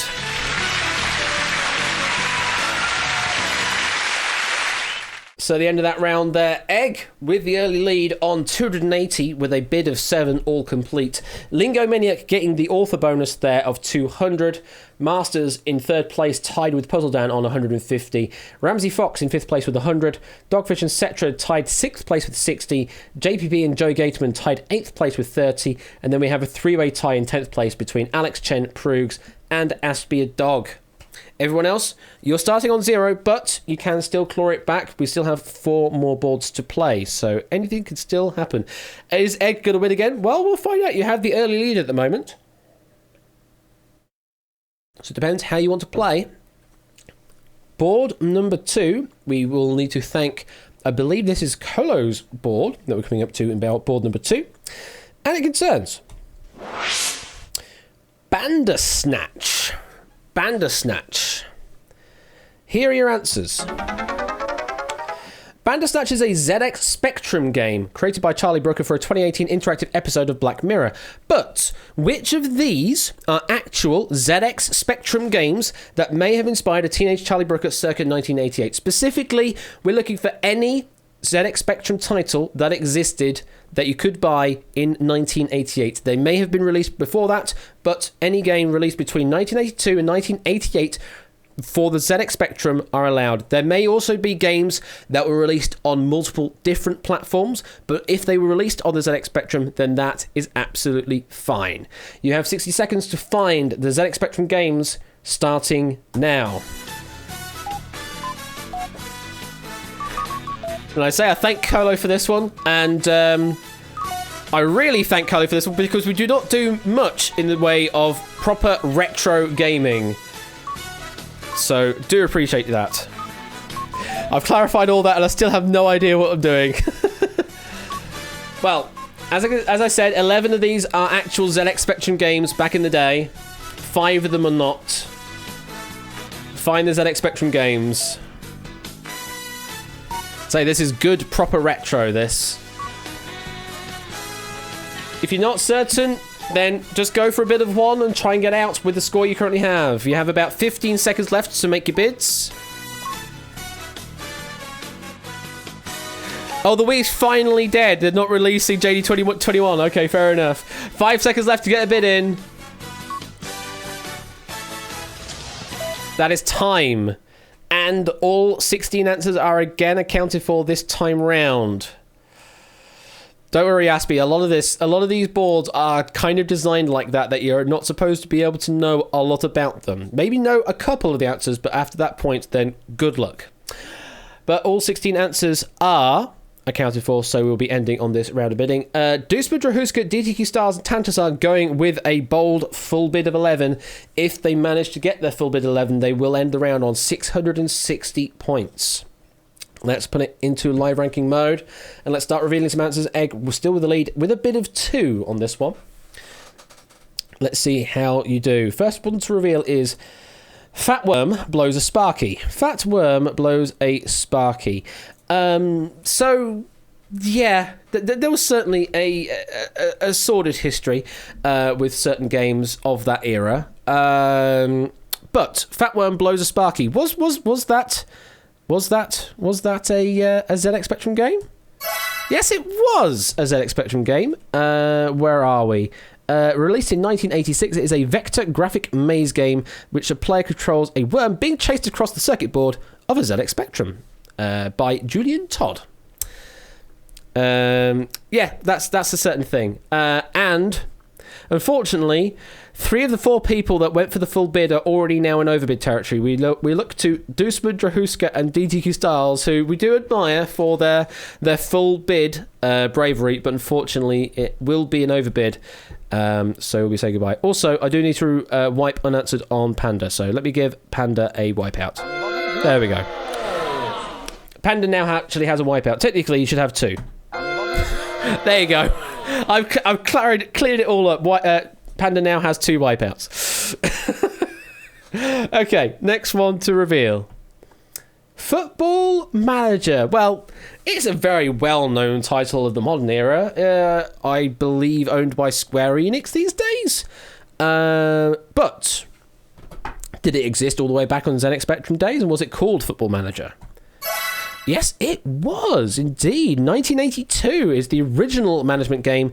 You can sign star players like Kevin Keegan for the dizzying sum of up to £50,000, originally programmed by Kevin Toms. Kevin Toms, man with a beard, as Brig is saying there. Sega.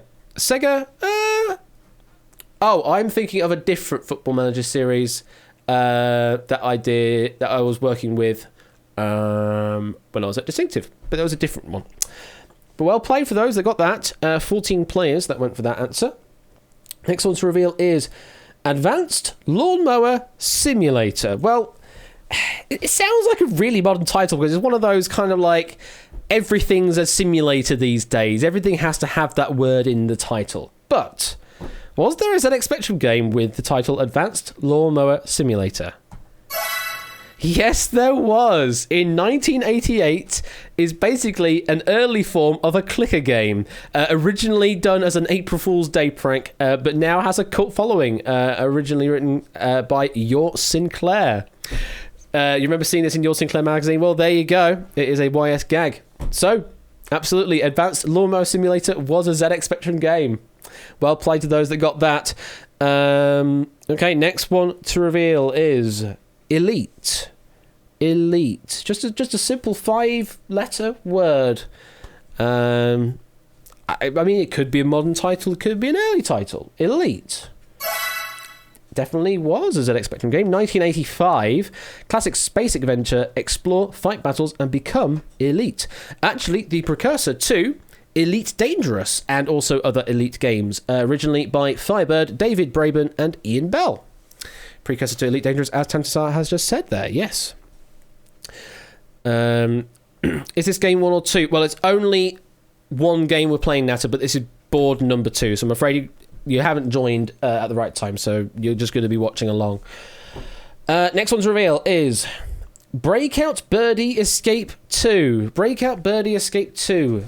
There's a lot of words in that, and they certainly liked a lot of words in titles in those days, but Breakout Birdie Escape 2. I'm afraid not. 6 players giving the answer for that. Now, what I will say that I did not mention about, the wrong answers in this particular board are all games that are listed in the top 200 games listed in the Apple App Store as of 14th of July 2020. So they are very modern titles, the ones that are wipeouts. And I'm afraid, yes, Breakout Birdie Escape 2 is a modern title only and is a wipeout. If you're curious, you draw a trail and attempt to fill a grid with coloured blocks. There you go. So unfortunately, Puzzle Down, Ramsey, Fox, Proogs, Strahuska, Tantasar, and DT Styles finding a wipeout, which means you will end on a wipeout score of 0 for this board. Next one to reveal is Horace Goes Skiing. Horace Goes Skiing. An absolute classic of the era. 1982. You control Horace Frogger style to claim his skis from the shop, then ski down the mountain, avoiding rocks and trees. Originally by Scion. Go on, Horace, and Horace and the Spiders, and all of that ilk indeed. 6 right and 4 wrong left on the board. Lingo Manic, you are now out. You are safe. You're going to end the round on 230. Well played. Cetra, you are also safe on 70. Anyone else? Aspie, you are safe on 20 as well. Milk-like Substance, you are safe on 30. Matt the Ref, you are safe on 10. Okay, next one to reveal is Jet Set Willy. Yes, Jet Set Willy, 1984, a platform successor to Manic Miner, tidy up all the items left around Willy's house after a huge party whilst dodging foes, including a glowing toilet. Originally done there by Matthew Smith. 1984, Jet Set Willy is a right answer. Well done to the 17 giving that answer. Next one to reveal is The Bard's Tale. There were a few sorts of text adventures and dungeon crawlers around the time. The Bard's Tale sounds a bit like that. Was that a ZX Spectrum title? It was, yes. 1985 RPG dungeon crawler where you take a party of adventurers, including a bard, on an epic quest. Actually by Electronic Arts. The now known EA Electronic Arts back in the day. So, 4 right and 4 wrong left on the board. It is a 50-50 pick. Dogfish, you are now safe. No more answers to give. You are going to end on 70. Anybody else that's safe? Arden Fetz, you are now safe on 30. And that's all the safeties that I can see now at the moment. Unfortunately, Deduceman, you are currently sitting on the overbid of additional 3. So we're definitely going to be seeing 3 wipeouts on your particular play. Similarly with Drahuska, who has already seen a wipeout in this game, in this board currently. Next one to reveal is Laser Squad. Laser Squad. Yes, 1988. A turn-based tactical shooter. Basically, the forerunner of basically any XCOM game there is these days. UFO Enemy Unknown was the follow-up to Laser Squad for those concerned. And originally done there by Julian Gollop. Brig Bother there with all the knowledge. Brig, still with 2 answers to give, can get an additional 150 points from this particular situation from the looks of things. Egg is now done, ending on 310, currently in first position, but Brig is definitely, possibly going to be taking first if those two remaining answers of Brig's are correct. Poker Joker still with 2 to give. Shadowmane still with 2 to give. Still a few people with 2 to give. Clive, unfortunately, you have an overbid now 4. We will be seeing a wipeout on your account in a moment. Next one to reveal is Euclidean Skies. Euclidean Skies that 8 people went with.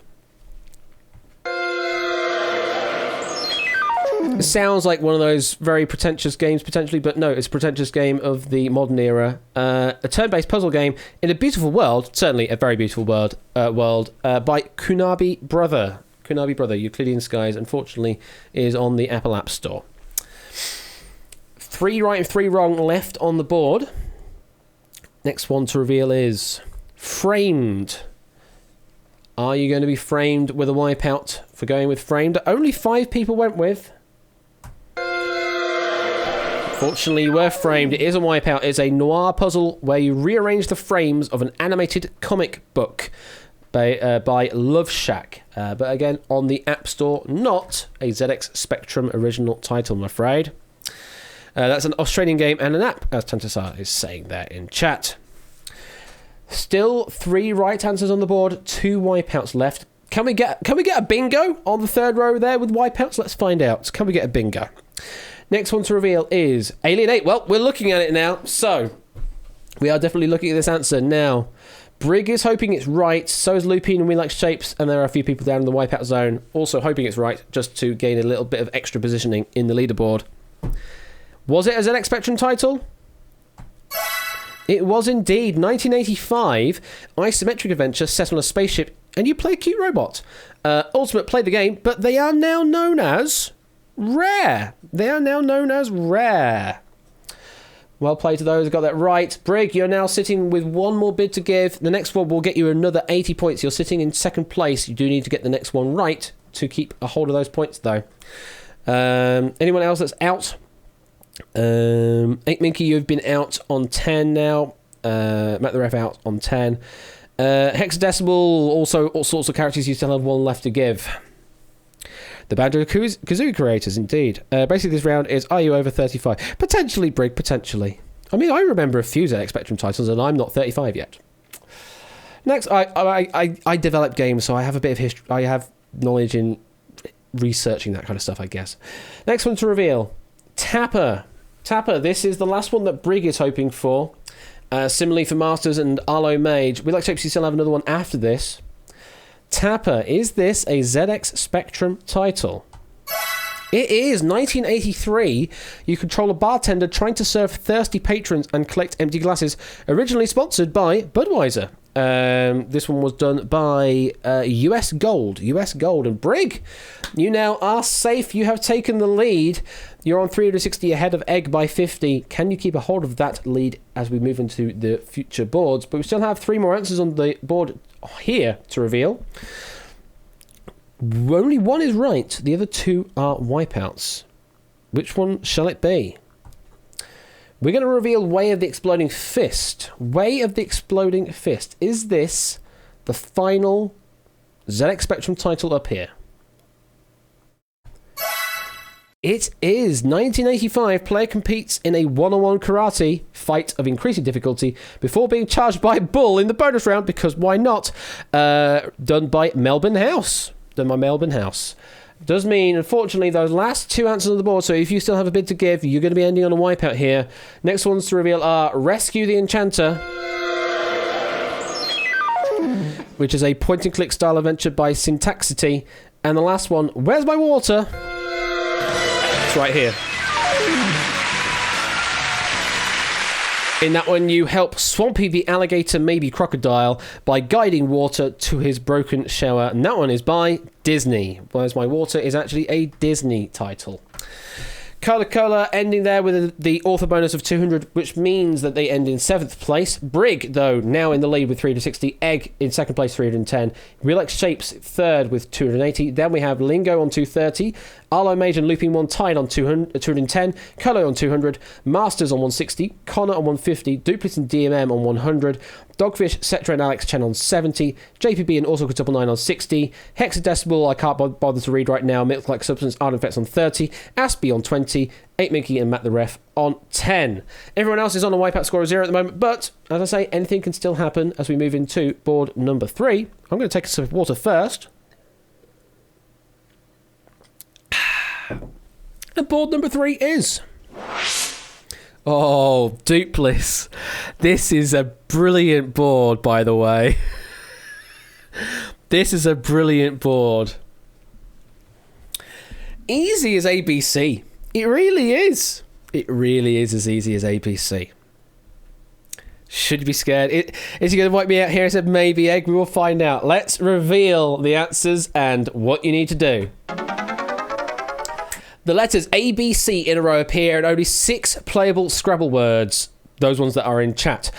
Of the strings and letters that you see on this board, which 11 also appear in at least one Scrabble legal word in the English Scrabble dictionary. In this board, we're looking for the 11 strings and letters that appear in a row specifically, in at least one playable Scrabble word. This is according to the Collins Scrabble Words 2019, the CSW 19, the official word list for English language Scrabble play.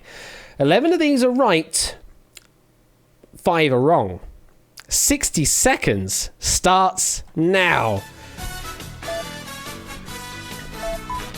So this is specifically the Collins Scrabble Words 2019 Dictionary CSW 19, which is the official list for English language Scrabble play. They have to be in that order, in a word, at least one word in the Scrabble dictionary. So as you saw in the example there, ABC exists in Abki, Abkulom, Dabchik, and the plurals of those. As you see, ABC appears in order, in that order, successively in the word. 11 of these do have that same restriction, 5 do not. As you can see, Duplis is in blue, so Duplis wrote this question, and a brilliant question it is. Connor Drahuska going with a full bid of 11. Clive and Poker Joker with a bid of 10. Less than 10 seconds out. In fact, 5 seconds left to get a bid in. GIs, you need to get a bid in. You have, just in time. Everyone has got a bid in. And all 16 answers have been picked from the board, so we'll have no more bidding in this round.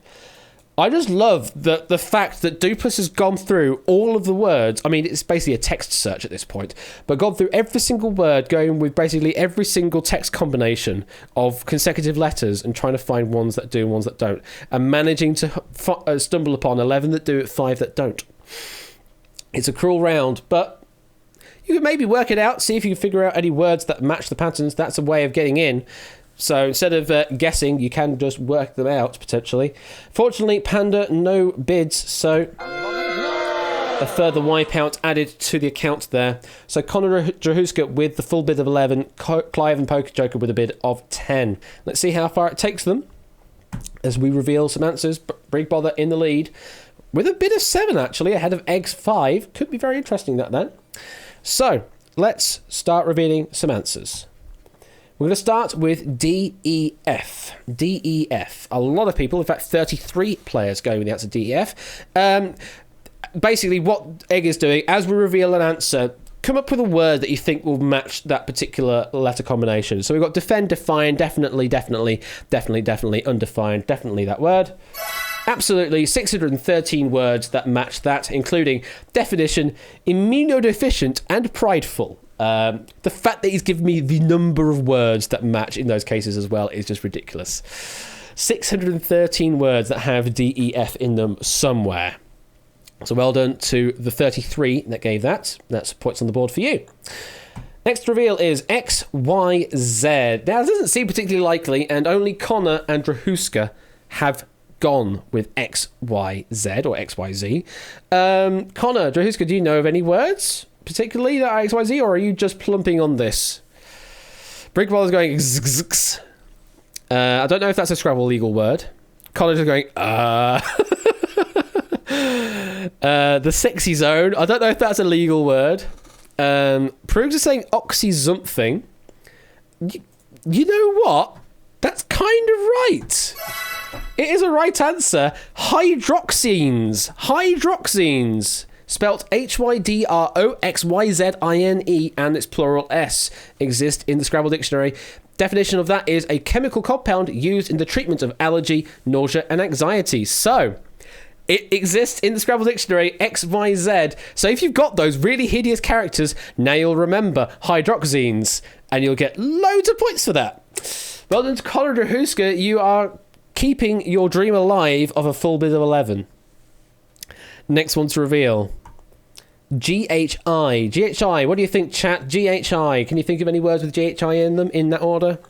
Neighing. G is butter. That's spelt with double E, not an I believe. All right is GH. No, that's not GHI. That's not GHI. That's IGH. Sighing is GHI in that case. Gilly, I guess Gilly as well. GHI does exist. 119 words, including coughing, bobsleighing, and dinghies. Bait, bright, absolutely, yes. Well played to the 19 that gave that particular answer. Briggs still has 5 to give. Dupless, you'll end on 300, so you're currently sitting at third place at the moment before we get any additional points on players. Let's keep going. Next one to reveal is HIJ. HIJ. Can we think of any HIJ words? Hijacked, hijinks, hijab, hijack seems particularly plausible. Absolutely. In fact, those are basically all the words we had. There are only 15 that match. The other one you haven't said there is hijinks, which is a great word, that hijinks. So hijack, hijab, and hijinks are there, as well as another 12 other words. Connor, unfortunately, we do have to draw attention to this fact that you did not submit that as a correct answer, which means you will overbid. Similarly, Drahuska, you've done the same. It's, again, a valiant effort going for the full bid, but alas, it has not paid off for you this time either. Another overbid, we have to say. Well, you'll definitely be saying a wipeout at some point. Next to reveal is NOP. NOP? Nope. What you're telling me that it's a wipeout? Is that what you're telling me? Well, that's the correct answer. 28 of you got it right, and yes, nope is one of them. Inoperable, deuteranopia, type of colourblindness, pagonophobia, canopies, all sorts of NOP words there. A total of 479 for those interested and playing along at home. 479 words that are NOP. If you want to try and find them all, you can submit me a DM later, I guess. Or submit Dupless a DM later if you can find all the 479 NOP words. 6 right and 5 wrong left on the board. Connor, you've overbid by an additional one, so you're going to be seeing 2 wipeouts. Next one to reveal is OPQ. OPQ. Now, Connor, Clive, Drahuska, Proogs, and DTQ Styles going with OPQ. Can anyone think of any OPQ words? 8 Mickey's going NOPQ. Hoop quotient, pop quiz, obcuration, poop quilts. Clearly, this is the new Jackbox game. Just have 3 random letters and see if you can find a word that matches. It's the new Dictionary V2. But are there any Scrabble legal words that are OPQ?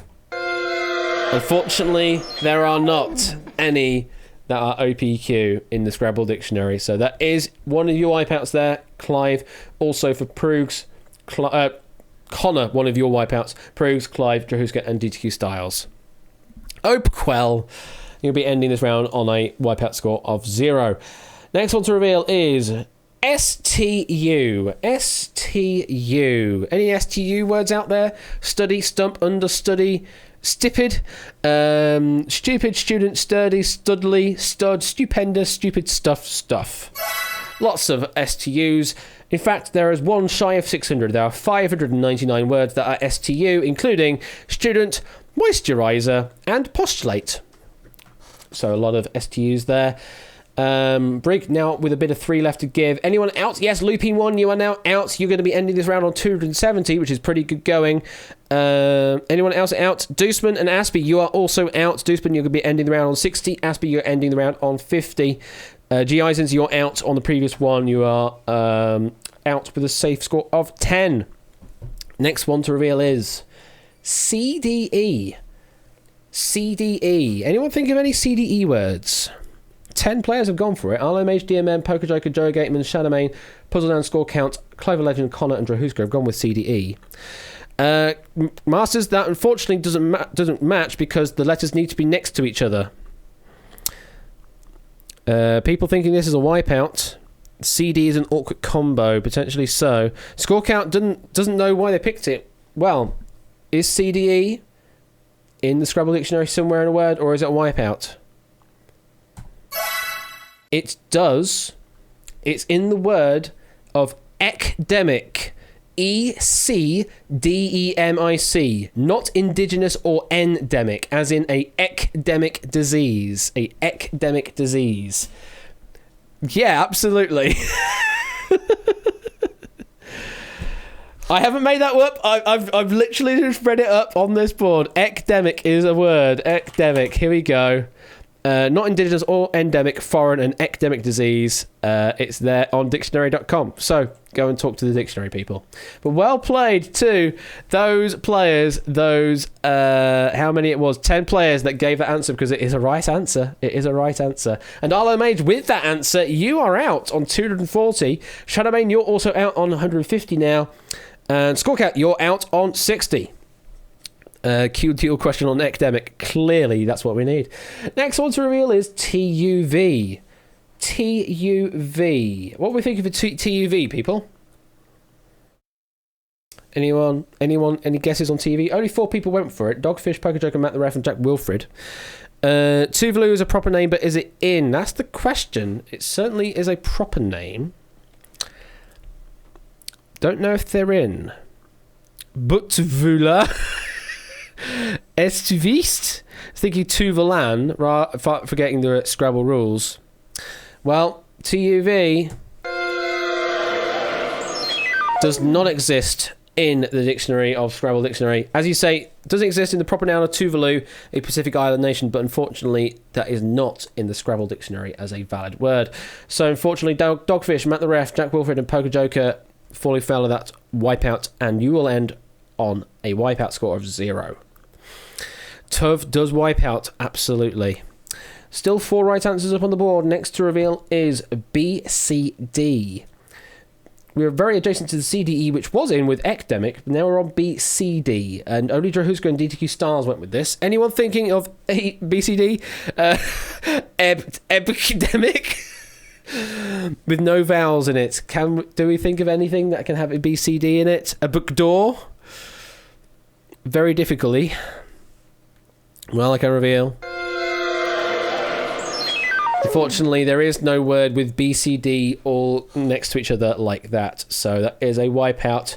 Adding to Drahuska's and DTQ Stars wipeout they've already got anyway. Still 4 right answers on the board, but 2 wipeouts left. Next to reveal is FGH. FGH. Not many people here going for it. 6 players. Egg going with Afghan. Thinking that might be safe. Any others? JPB going off course. Anyone wish to protest Egg Fried Cheese's Afghan as a particular answer? Is Afghan a proper noun? That's the question. It is in the Scrabble Dictionary. Afghan or Afghans actually in this particular is not a proper noun, just talking about a knitted shawl. And also there's the Afghani or Afghanis, which is the currency of Afghanistan. Again, also not a proper noun in this case, it's just a noun. So Afghan, Afghans, Afghani, Afghanis are all valid for FGH.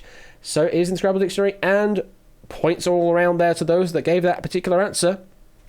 Well played, well played. How many was it? 6 players, only 6 people there getting some points, although Connor and Poker Joker in the wipeout zone, unfortunately not getting any points for it.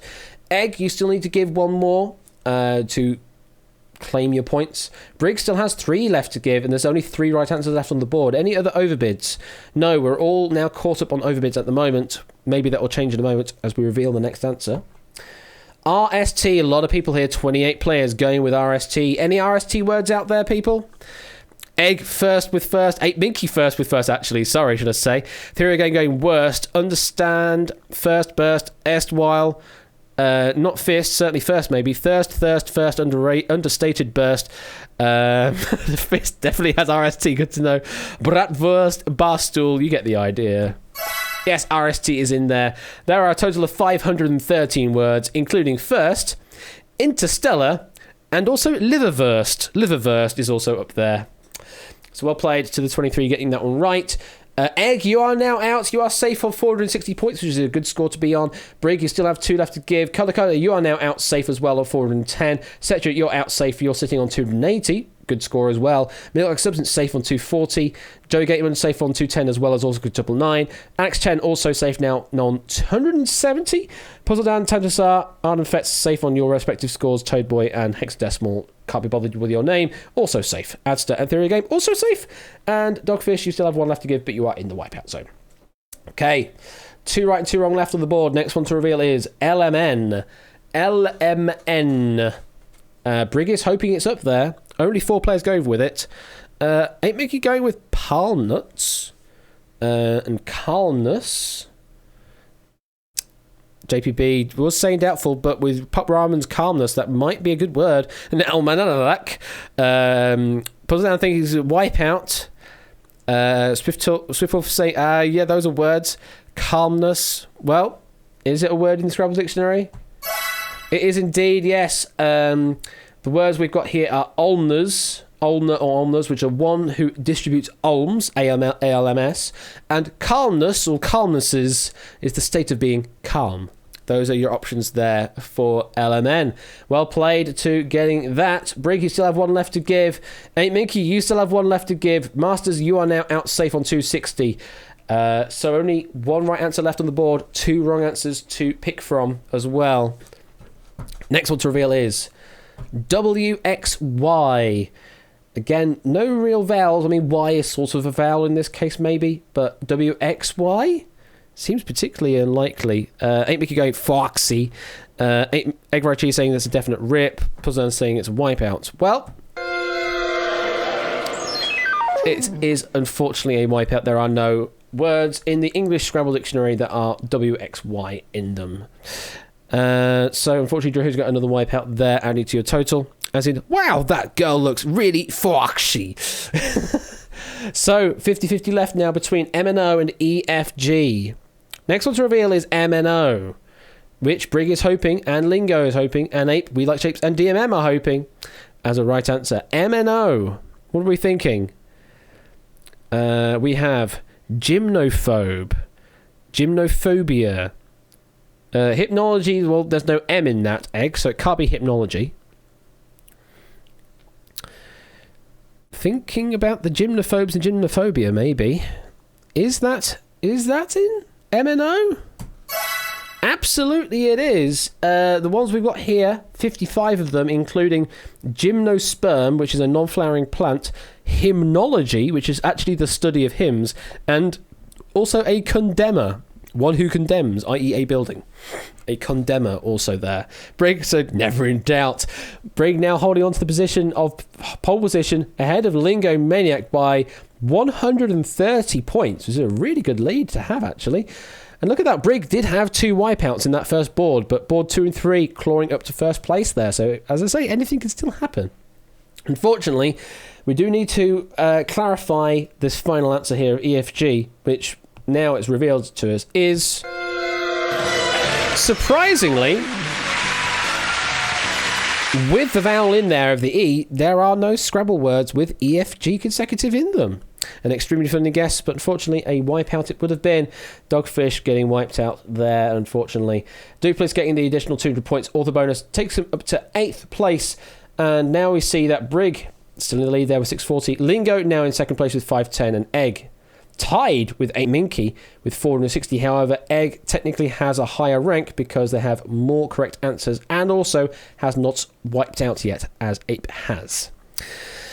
Well, we go now into the penultimate board of this game. Which one have I got for this one? Ah, Panda! I have to thank the Panda for this board. So, Panda, you don't need to answer anything on this one because you're going to get 200 points. Panda we're indebted to Panda for this particular board coming up. And you think, well, if it's going to be Panda, it's going to be like complex mathematics or something along those lines. Panda's going to end this round on 200 points, certainly. Wait, what? Oh, hang on. Right, so just one moment. I've just received a notification from Twitch, who has now said that I apparently have access to more subscriber emotes. Neat. I need to get some more emotes sorted then. Cool. Spins and all that. Apparently I have more access to more emotes. Thank you for that notification, Twitch. We need a Keith emote. Oh, God. That means I have to decide on a Keith. So, we do have to thank Panda for this next board coming up. Be interesting to see how you play this game, considering we still have another board after this to play as well. Next board to play is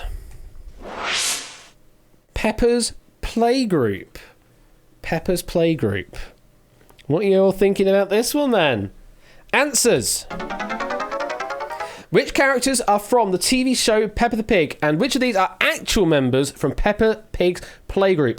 Specifically, we only want actual characters from the show, and only those that are some point during the show's run part of the playgroup that Peppa Pig goes to in the present day. This does not include any pets, does not include past or future playgroup members like Daddy Pig, or characters that are too young or old for playgroup. We're only looking for the 11 up here that were actual members of Peppa Pig's Playgroup. 5 of these are not, 11 are. 60 seconds starts now.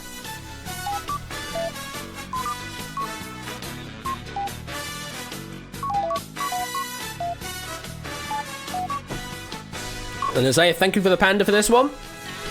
And although he's not actually playing along at the moment, he will end this round on 200 points. Pepper, what are you doing in my wipeout board? I can't do an oink sound. I can't do an oink sound. 30 seconds left. This is a pick of a board. Well, play it how you will. Drahuska's going with a full bid of 11. It's got to stick at some point. How are we looking for Brig? Let's see where Brig is. Brig is with a bid of 2. Very conservative bid. So, Egg. Wow. Egg's going for a full bid of 11. This to take the lead then. And that is time. And again, all 16 answers have been accounted for. DTQ Styles, unfortunately, you did not get a bid in time. So we do have to wipe you out there. You're already on 0, but we're adding an extra wipeout to your total. So all of your answers have been accounted for.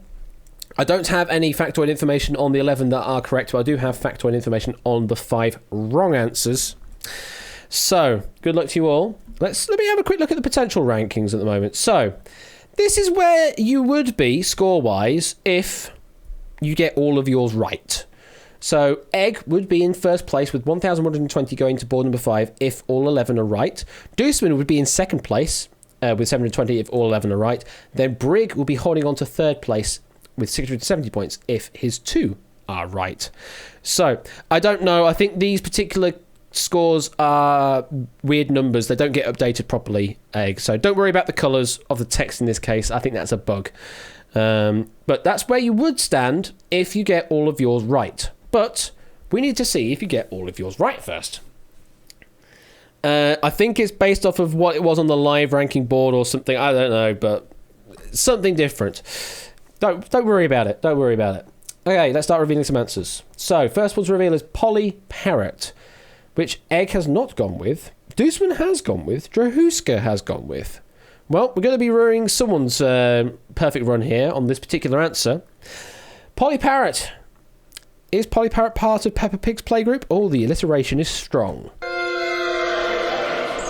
I'm afraid it is a wipeout. Polly Parrot is this character is a pet of Grandpa Pig and is not anthropomorphized, so is a pet, not a main character, I'm afraid. And just like that, there's only 4 wrong answers left on the board, 11 still correct. Hey, I know this question. I know. Yeah, indeed, Panda. Yes, this is the one that you provided. So, by the way, Panda, although you haven't really been playing much attention to this game, you will end this board on 200 points because it's your board. Next one to reveal is Wendy Wolf. Wendy Wolf, that only 6 players went for. Now, Egg has gone for this. So, if this is right, this is the start of the perfect board for Egg. Is it right? Yes, absolutely right. Is one of the Peppa Pig's playgroup. Next is Freddy Fox. Freddy Fox kind of has that weird Five Nights at Freddy's Fazbear kind of alliteration to it, which is why I would have turned away from going with this particular answer. But is Freddy Fox part of Peppa Pig? Wow, Peter Piper picked Pecca Pickle Peppers. I need to get into the habit now. Peppa Pig's playgroup. Is Freddy Fox part of Peppa Pig's playgroup? Yes, he is. Yes, he is. Yes, Freddy and Foxy are different things, that's true. So, Egg still on for the perfect board. Lingo Maniac, you are now out and safe. You don't need to worry anymore. You are out safe with 520. Ramsey Fox, you are similarly safe now on 290. Arden Fetz and Toad Boy, you are also safe. And those are all of the safe people so far. Whiskers, yay! What do you mean Whiskers, yay? Oh, is Whiskers getting up now? Hello, Whiskers. Next reveal is Gerald Giraffe. Gerald Giraffe. Egg is hoping to continue the streak here with his right answer. Not many people going for it, though. 7 players going for this particular answer. Is Gerald Giraffe part of Peppa Pig's playgroup? Yes! Absolutely a right answer. Egg still on for the full board. Anyone else safe yet? No, not yet. Next one to reveal is Candy Cat. Going with the alliteration on the C's. Candy Cat that 12 people have gone for. Brig and Egg are agreeing on this one particularly. Yes, Candy Cat is indeed part of Peppa Pig's playgroup. Brig only one answer away from banking. The next one will get them another 20, so they will bank on 670 if Brig's second answer is right. Egg still on for the full bid, though. Next to reveal is Douglas Donkey, that only 3 players went with. Egg did not go with this. Tantasar, Deuceman and Drahuska went with this. Douglas Donkey. Are they a part of Peppa Pig's playgroup? I'm afraid not. It is not the actual name of a character. The child donkey is Delphine, and she's an exchange student, so it would have been Delphine Donkey, not Douglas Donkey in this particular regard, I would guess then. 7 right, 3 wrong left on the board. Next one to reveal is Danny Dog. Danny Dog. Alliteration on the D's. Danny Dog, is that a member of the Peppa Pig playgroup? Yes, absolutely a right answer. Egg still holding on to that perfect answer. Anyone else safe on that particular answer? Yes, JPB is now safe. Joey Gatorman is now safe. And that's it. No one else is safe yet as of that particular answer. Next one to reveal is George Pig. Well, we're breaking the alliteration here, going with George Pig. Is George a member of the Peppa Pig's playgroup? Yes, George Pig is a member of the Peppa Pig playgroup. Well played if you went with George Pig. George was definitely in it, as Egg says. Well, he must know his Peppa Pig then. He's still on for the perfect bid as well. 5 left to go and 5 up on the board yet to reveal. Anyone else safe? Yes, 8 Minky, you are now safe on 470 points. Anyone else down at the bottom there? Matt the Ref, you are now safe on 10 points. At least you have a positive score. Next to reveal is Simon Squirrel, returning to the alliteration, this time on the S's. Simon Squirrel, that only Arlo Mage, Clive and Drahuska went with. I'm afraid not. This character is friends with Peppa's older cousin and is unfortunately too old for the playgroup. So unfortunately not of the Peppa Pig playgroup. They are too old. 5 right and 2 wrong left on the board. Next one to reveal is Susie Sheep. Still on the alliterative S's, but now with Susie Sheep. Brig is hoping this is right. Will be able to bank on 670 if it is. Egg hoping it's right to continue the perfect streak. Is Susie Sheep part of the playgroup? Absolutely right. Does mean Brig, you are now safe on 670 in second place. Duplis, you're safe on 360. Masters, you're safe on 270. Milk Like Substance safe on 250. And that's all she wrote. Those are all the safe scores at the moment. 4 right left on the board. Come on, Egg. Can we make it a full bid? Next one to reveal is Gabriella Goat. Only Puzzle Dan, Jack Wilfred, Clive and Drahuska went with Gabriella Goat. Afraid not. Afraid not. This character lives abroad and is only visited when Pepper goes on vacation, so is not part of the regular playgroup. Is only visited when on vacation. There's only 1 wrong answer left on the board now. There are still 4 right answers on the board, though. We have alliterations on the R, alliterations on the P twice over, alliteration on the E, and alliteration on the Z. Very interesting. Sounded right. I mean, that's the thing, Jack Wilfred, at this point, is just sort of guessing things that sound like they could be right. Next to reveal is Pedro Pony, one of the alliterative Ps. Pedro Pony. Egg is hoping for this to be right. Is it right? It is right. Also means anyone else is safe. Yes, Dogfish, you are now safe with 210. Aspie Dog, you are safe on 110 there. And We Like Shapes, you are now done, but unfortunately you're in the wipeout zone, so you're not going to be scoring any points anyway.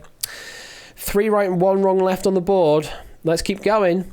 Pandora Panda, the other alliterative P that we were talking about. Pandora Panda. Only Egg, Proogs, and Poker Joker went with this answer. Now, normally, with very few answering, it's generally going to be a wipeout because people are avoiding it. However, Egg is hoping that this is correct to continue the streak. Did Panda put in a panda to screw you over, or did Panda put in a panda to double bluff you? Pandora Panda is a correct answer. In my research, I believe is one of the twin pandas. I forget the name of the other panda, but I believe Pandora Panda is one of the twin pandas. Twins with Peggy. There we go, Panda there with the result there. So, Egg, you're still on for it. You're still on for it. You're 2 away. Anyone with some overbids? Shadow Main, unfortunately, you're on an overbid of 3. You will end a wipeout score of 0. Deuceman, you're still on a bid of 3, but you're in the wipeout zone already anyway. Oh my goodness. And Egg is feeling dirty knowing all of these. Well, knowledge on one particular aspect, it does help you. But remember, we still have one final board to go through, so anything can still happen. And because you'll have the lead, you may play conservatively as well. I'm just reminding you, Egg. It's my job as a host to remind you of the risk in the games. The risk versus reward. Next one to reveal. There's only 2 right answers and 1 wrong answer left on the board. We're going to Zuzu Zebra, or Zuzu Zebra, because I forgot that we don't talk about the letters individually here, do we? Zuzu Zebra. Egg has not gone with this, so if this is the wipeout, then Egg is definitely through with the full bid. If this is a correct answer, then Egg is ending with a wipeout score of 0. Aspie saying no, her name is Zoe. Asta saying please be wrong. Running Kitten saying nope. Is Zuzu Zebra a member of Peppa Pig's playgroup? Is not. This character is the younger sister of a character that does go to playgroup but is too young to attend herself, which does mean, let's quickly go over the other ones. Rebecca Rabbit that 20 players got right, and Edmund Elephant that 6 players got right are members of Peppa Pig playgroup. And with that, Egg takes a commanding lead there with the perfect bid of 660 added. Now takes the score up to 1,120. We're into quad digits. Brig in second place with 670. Cola in third place with 620. Then we go to Lingo Manic 520. Cetra 490. Ape 470. Alex Chen 380. Duplis 360. Lupine 330. Hexadecimal can't be bothered with the rest of your name 300. Ramsey 290. Masters 270. Milk like 250. JPB 220. Also Joey Gateman 220. Also Quintuple 9 220. Dogfish 210. Also Proogs 210. Also Connor 210. Panda, you're off the mark. You're on 200. But depends on whether you want to play in this final board or not. Theory of Game 180, Arden Fets 140, Scorecat 120, Aspie 110, also G. Eisens 110, also Toadboy 110, Adster 90, Poker Joker 30, Matt the Ref 10. Absolutely, Panda. It's pretty good going for someone that's not actually played the game yet. But we thank you for writing that board. You get yourself the author bonus of 200 for doing so.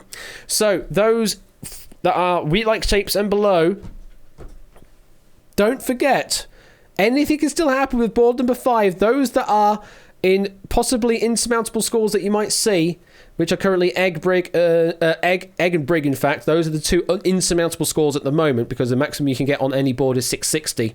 They could wipe out on this final board, which means that you could still take the win. Anyone can still win in this final board. Good luck. I forget who wrote this one. We will soon find out who is the author of the final question. Final board number 5 is... It's DMM's going for tennis gold. Going for tennis gold. Answers. Which of the following has won an Olympic gold medal, either in singles or doubles, in tennis since the sport was reintroduced at the Olympics in 1984? This includes the exhibition men's and women's singles event at Los Angeles in 19... Oh, there is a missing answer on this board. There is a blank. Well, the blank is going to be a wrong answer, I imagine, so I would avoid the blank. I would avoid the blank answer. So just don't go with answer 7 is basically what I'm saying to you. It's basically a free wrong answer, I believe. Unless you want to chance it.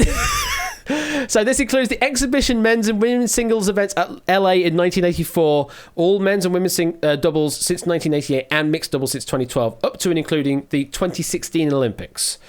So it's only up until the 2016 Olympics so far, because we haven't had the 2020 yet. Good luck. 60 seconds starts now. Remember, only those with Olympic gold medals. We've got a full bid from Clive. Let me quickly look at the question to see what I've done wrong. 1, 2, 3, 4, 5, 6, 7, 8, 9, 10, 11. 1, 2, 3, 4, 5. Well, it should be all there. Ooh, well, that's interesting. Let me have a look what is up there. Yes. Yes. Yes. Yes. Yes. Yes. Yes. Yes. Yes. Yes. Oh. Well then. This is going to be interesting. This is going to be interesting because there are 5 wrong answers up there. 5 actual wrong answers. So this does mean the 7 might be a right answer. Let me have a look at these ones again. Is he up there? No, he is not up there. How have you managed to avoid getting on the board? How has he managed to avoid getting on the board? That's amazing. I'm actually amazed. It's a name in the middle of the list. I would have thought that something would have gone wrong in the parsing at the end of the list or at the beginning of the list. But no, this is a name in the middle of the list. Let me just check the other names as well, just for completeness, before I blurt the name out and ruin it for everyone. Sorry, DMM, for this. This is very weird. Yeah, all the others are there, apart from Michael Stich. Michael Stich has not appeared on the board for some reason. But he is a right answer. He would have been a right answer and is actually sitting on number 7. No strange characters or anything, no. I can look at the date. I mean, it might be a bad line return. Could be a bad line break or something like that that's broken it. Let me have a quick look at the ID for it quickly. Have a look at the answers text. You see, that's formatted it okay. 1, 2, 3, 4. That's all formatted it fine. I don't know what's happened there at all. That's very weird. Anyway, we're just gonna have to play on as is. The last line is a blank line. Oh, the last line is a blank line. It's picked 11 out of 12.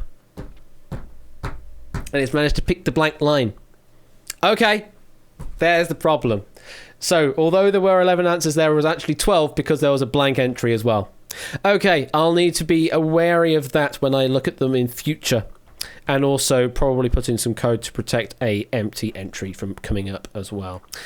So, there's actually... Well, I mean, the thing is, Swiftwolf, people are allowed to submit more than 11 correct and more than 5 wrong in their list. And it will pick 11 and 5 to fit the board. But in this case, it's managed to pick 11 from 12, and one of them is a blank. So 7 is technically a right answer, even though it's blank. How many answers were accounted for, by the way? Oh, all 16, so someone did actually go for 7 anyway. So we'll have to reveal a blank answer as a correct answer in a moment. Sanitizing inputs, I will at some point, Lupine. I will at some point. It's all a learning game. Like I say, it's still an experiment. And Panda put in 7 to show people it was safe. Fair enough. Okay. Well, DTQ Stars, unfortunately, did not submit any bids, so we do have to wipe it out. Do a round with 16 blank answers. I technically could, Brig. I technically could. Okay. Let's put it into potential... I should have put it into potential ranking mode before we started the bidding. But, as it stands, if all the bids are as they are, Egg will be the winner with 1,270. Brig will be in a close second with 1,220. And Connor would be in third place with 870. The blue numbers have no wipeouts. I guess they're all blue until you get a wipeout. That makes sense, I guess. That makes sense. Egg is confident with his 5. Hopefully Brig is confident with his 10. We'll only take him to second place, but if Egg does make a mistake, then Brig will assume first position. So, let's go into live ranking mode again as we start to reveal. Not going to happen because you didn't pick 7, Connor. Those that have bid 11 but avoided 7 will not get a full bid. Definite. Okay. Let's find out then. First to reveal is, at number 14, Mike Bryan. Mike Bryan is a right answer, was top seed in the men's doubles 3 times with his brother Bob, lost in the quarterfinals in 2004, was bronze in 2008, but did win in 2012. 2012, he actually did get a gold medal. Next reveal, Monica Seles. Monica Seles. Oh no, Brig! Brig, it's all fallen down for you. Unfortunately not. Women's singles bronze medalist at Sydney in 2000 and was top seed in 1996, but unfortunately she was barred by the ITF for competing in her most dominant year in 92 after missing a Fed Cup tie without a valid excuse. So unfortunately, she has not actually ever won a gold medal at any Olympics since 84. And it's a wipeout answer. And Duplis also wiping out there with Brig, Arlo Mage, Arden Fetz, Puzzledan, Proogs, Connor and Clive.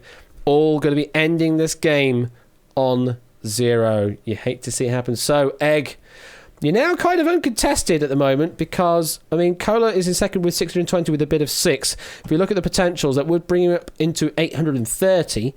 But all depends on how well you do here, Egg, because you still need to get all your 5 right to take those points.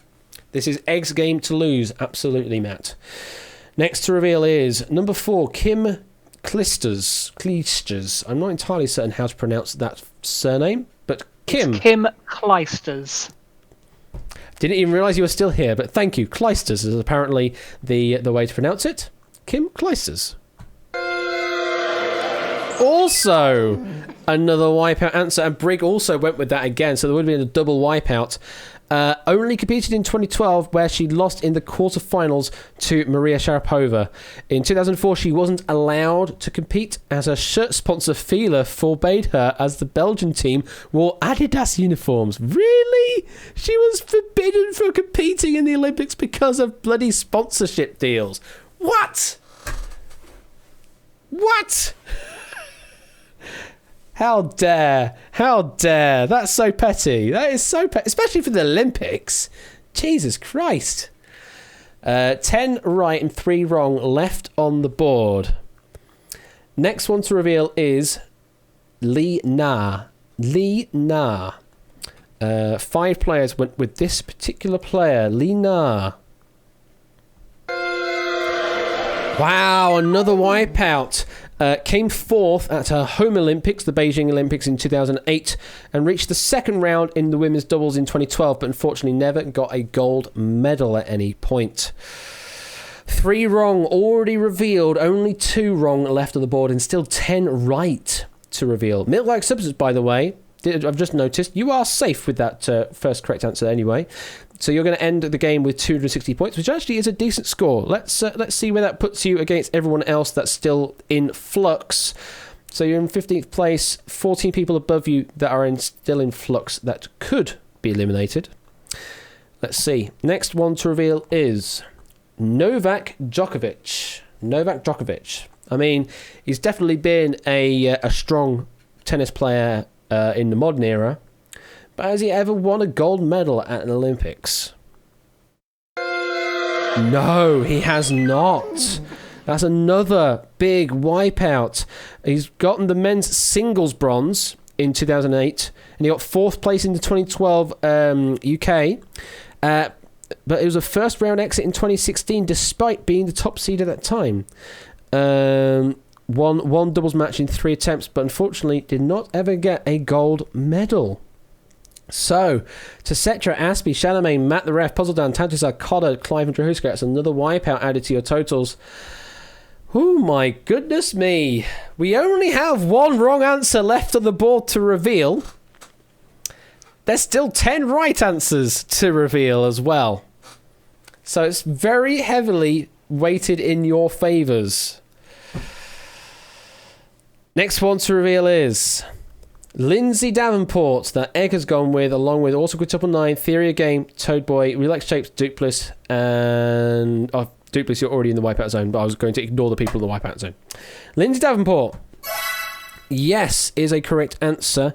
Lindsay Davenport only lost 1 set on her way to the gold medal at Atlanta in 1996. Well played. Next to reveal is Pete Sampras. Pete Sampras again. Another big name. A big name in tennis in the, 90s? 90s, I'd say? 7 players went with this. Is this the final wipeout answer? And basically we just ruined the tension for the rest of the game? Or is this a right answer?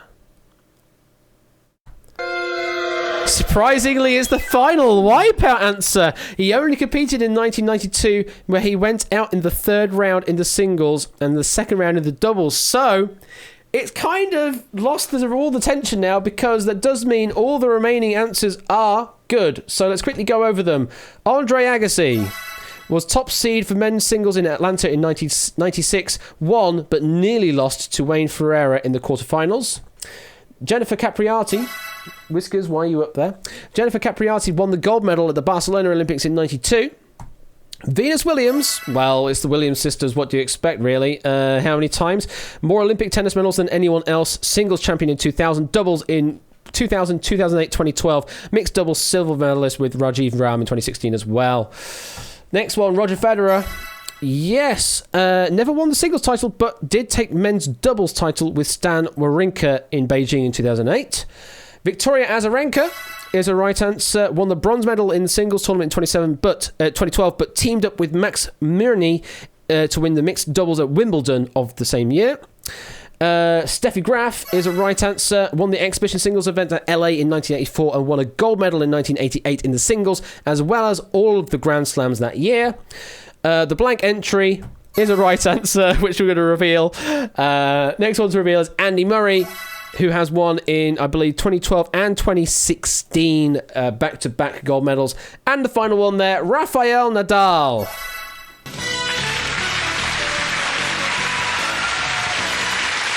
Rafael Nadal won the men's singles title in 2008 in Beijing and the men's doubles in 2016 with Marc Lopez. And the last answer that would have been that empty one is Michael Stich. Michael Stich, I'll just read off the information there. Only reached the second round in singles, but won the doubles in Barcelona with 92 with Boris Becker. So, at the end of that game, well, would you look at that? Let's go in reverse order. So, 21st place, Dooseman, ending on a positive score of 10. Poker Joker in 20th place with 90. Adster, 19th place on 100. G. Eisens, 18th on 170. DMM getting the author bonus on that final round there. 17th place with 200. Panda did submit an answer, did get it right. 16th place, 210. Also quintuple 9, 15th place, 230. Tied with JPB, although JPB did slightly better because did not get a wipeout, so takes the slightly higher rank position. 13th place, Milk Like Substance with 260. 12th place, Dogfish, 270. 11th place, Hexadecimal, I can't be bothered to name the rest, 310. Theory of Game, 10th place, 330. Masters also on 330, but did better by 3 wipeouts, also 330. 8th place, We Like Shapes, 360. Lupine 1 also 360, but Lupine did better by 1 wipeout. Alex Chen, 319, 6th place. 8 Minky, 5th place, 480. 4th place, Ramsey Fox, 500. Lingo Maniac, 530 points, 3rd place, no wipeouts at all in the entire game. Should actually point those out at some point. Cola 2nd place, 830 points with only 1 wipeout. And Egg, absolutely storming performance there. 1st place, 30 right answers, not a single wipeout to be seen, ending with a score of 1,270 points. Congratulations, that man. Not that one I wanted to press. I wanted to press a different one. Not that one. That one. That's the one I wanted to hit. An applause. I forgot where my applauses were. There's the applause. There's an applause as well. All of the applauses. All of the applauses. Applause, applause, applause, applause, applause, applause. Ding. There you go. Right, first time. So thank you very much for playing Wipeout. Thank you very much for watching Duel earlier as well. I hope you had fun. Congratulations there to Egg on winning not only the Duel, but also this Wipeout game as well. My knowledge of bacon has saved the ass tonight. Apparently it has, with that perfect bid of 11 correct answers, 660 points on Peppa Pig's play group. Followed by... So that's going to be it for me. Thank you very much for playing. I'll be back on probably Friday with some probably stuff. I don't know what the probably is going to be. Probably match game, probably outright, probably I don't know. Depends on whether Duel stuff happens or not. But I'll be on Friday, whatever happens. Do stay tuned on the Discord for upcoming details on 500 questions. Remaining duelists, keep up on Discord for scheduling for duels and that. I will also be back on Saturday as well for the second part of my Unity tutorial series if you're interested in that. If you haven't seen the first one, then do catch up on the VOD. It is available in the separate text channel on my Discord called Unity Workshop, so you can catch up on that. I'll need to have a look in that in a moment because it looks like someone has said something and I might need to give some assistance. Other things, not much else to say really other than that. Yeah. I mean, there's obviously, there's Quizzy Dan has got Quizzy Bingo tomorrow at 8 p.m. There's Chase VGM at 1 p.m. tomorrow. There's Google That from Ben, a double bill of that on Saturday at 8 p.m. There may be the Pinnacle Ladder on Sunday, 7 p.m. first question. Matt the Ref, you're returning back though on Monday because it's Bank Holiday Monday, and you're back with which one is it going to be? I am back with a double stream of Take It or Leave It, starting at 7:30. Although we may change it. We may change it if dual things. All right. Well, That's what you got to look forward to on Monday. And then Tuesday, Ben is back with more quiz shenanigans on Tuesday with whatever he wants to do. And then I'm back on Wednesday, maybe. I don't know. Stuff and things. Just keep an eye out on the Discord when things happen, because anything can happen in the next couple of weeks, especially with Duel. I need to also sort out highlights for things, not just for Duel, but for the entire season. So if you've got any ideas of what you want highlighted for that, send me some ideas in the ideas channel or whatever, or clips or something, and I'll try and figure out how to get them into the final video for the season. I think that's it. Anything else, Matt? Anything else I need to say? I've been Matt the Ref. He was Scorecat, who has disappeared already, and I've been Ash the Bash. Thank you very much. I'll catch you on Friday for some quiz shenanigans. I don't know what it'll be, but it'll be some quiz shenanigans, certainly. And until then, bye!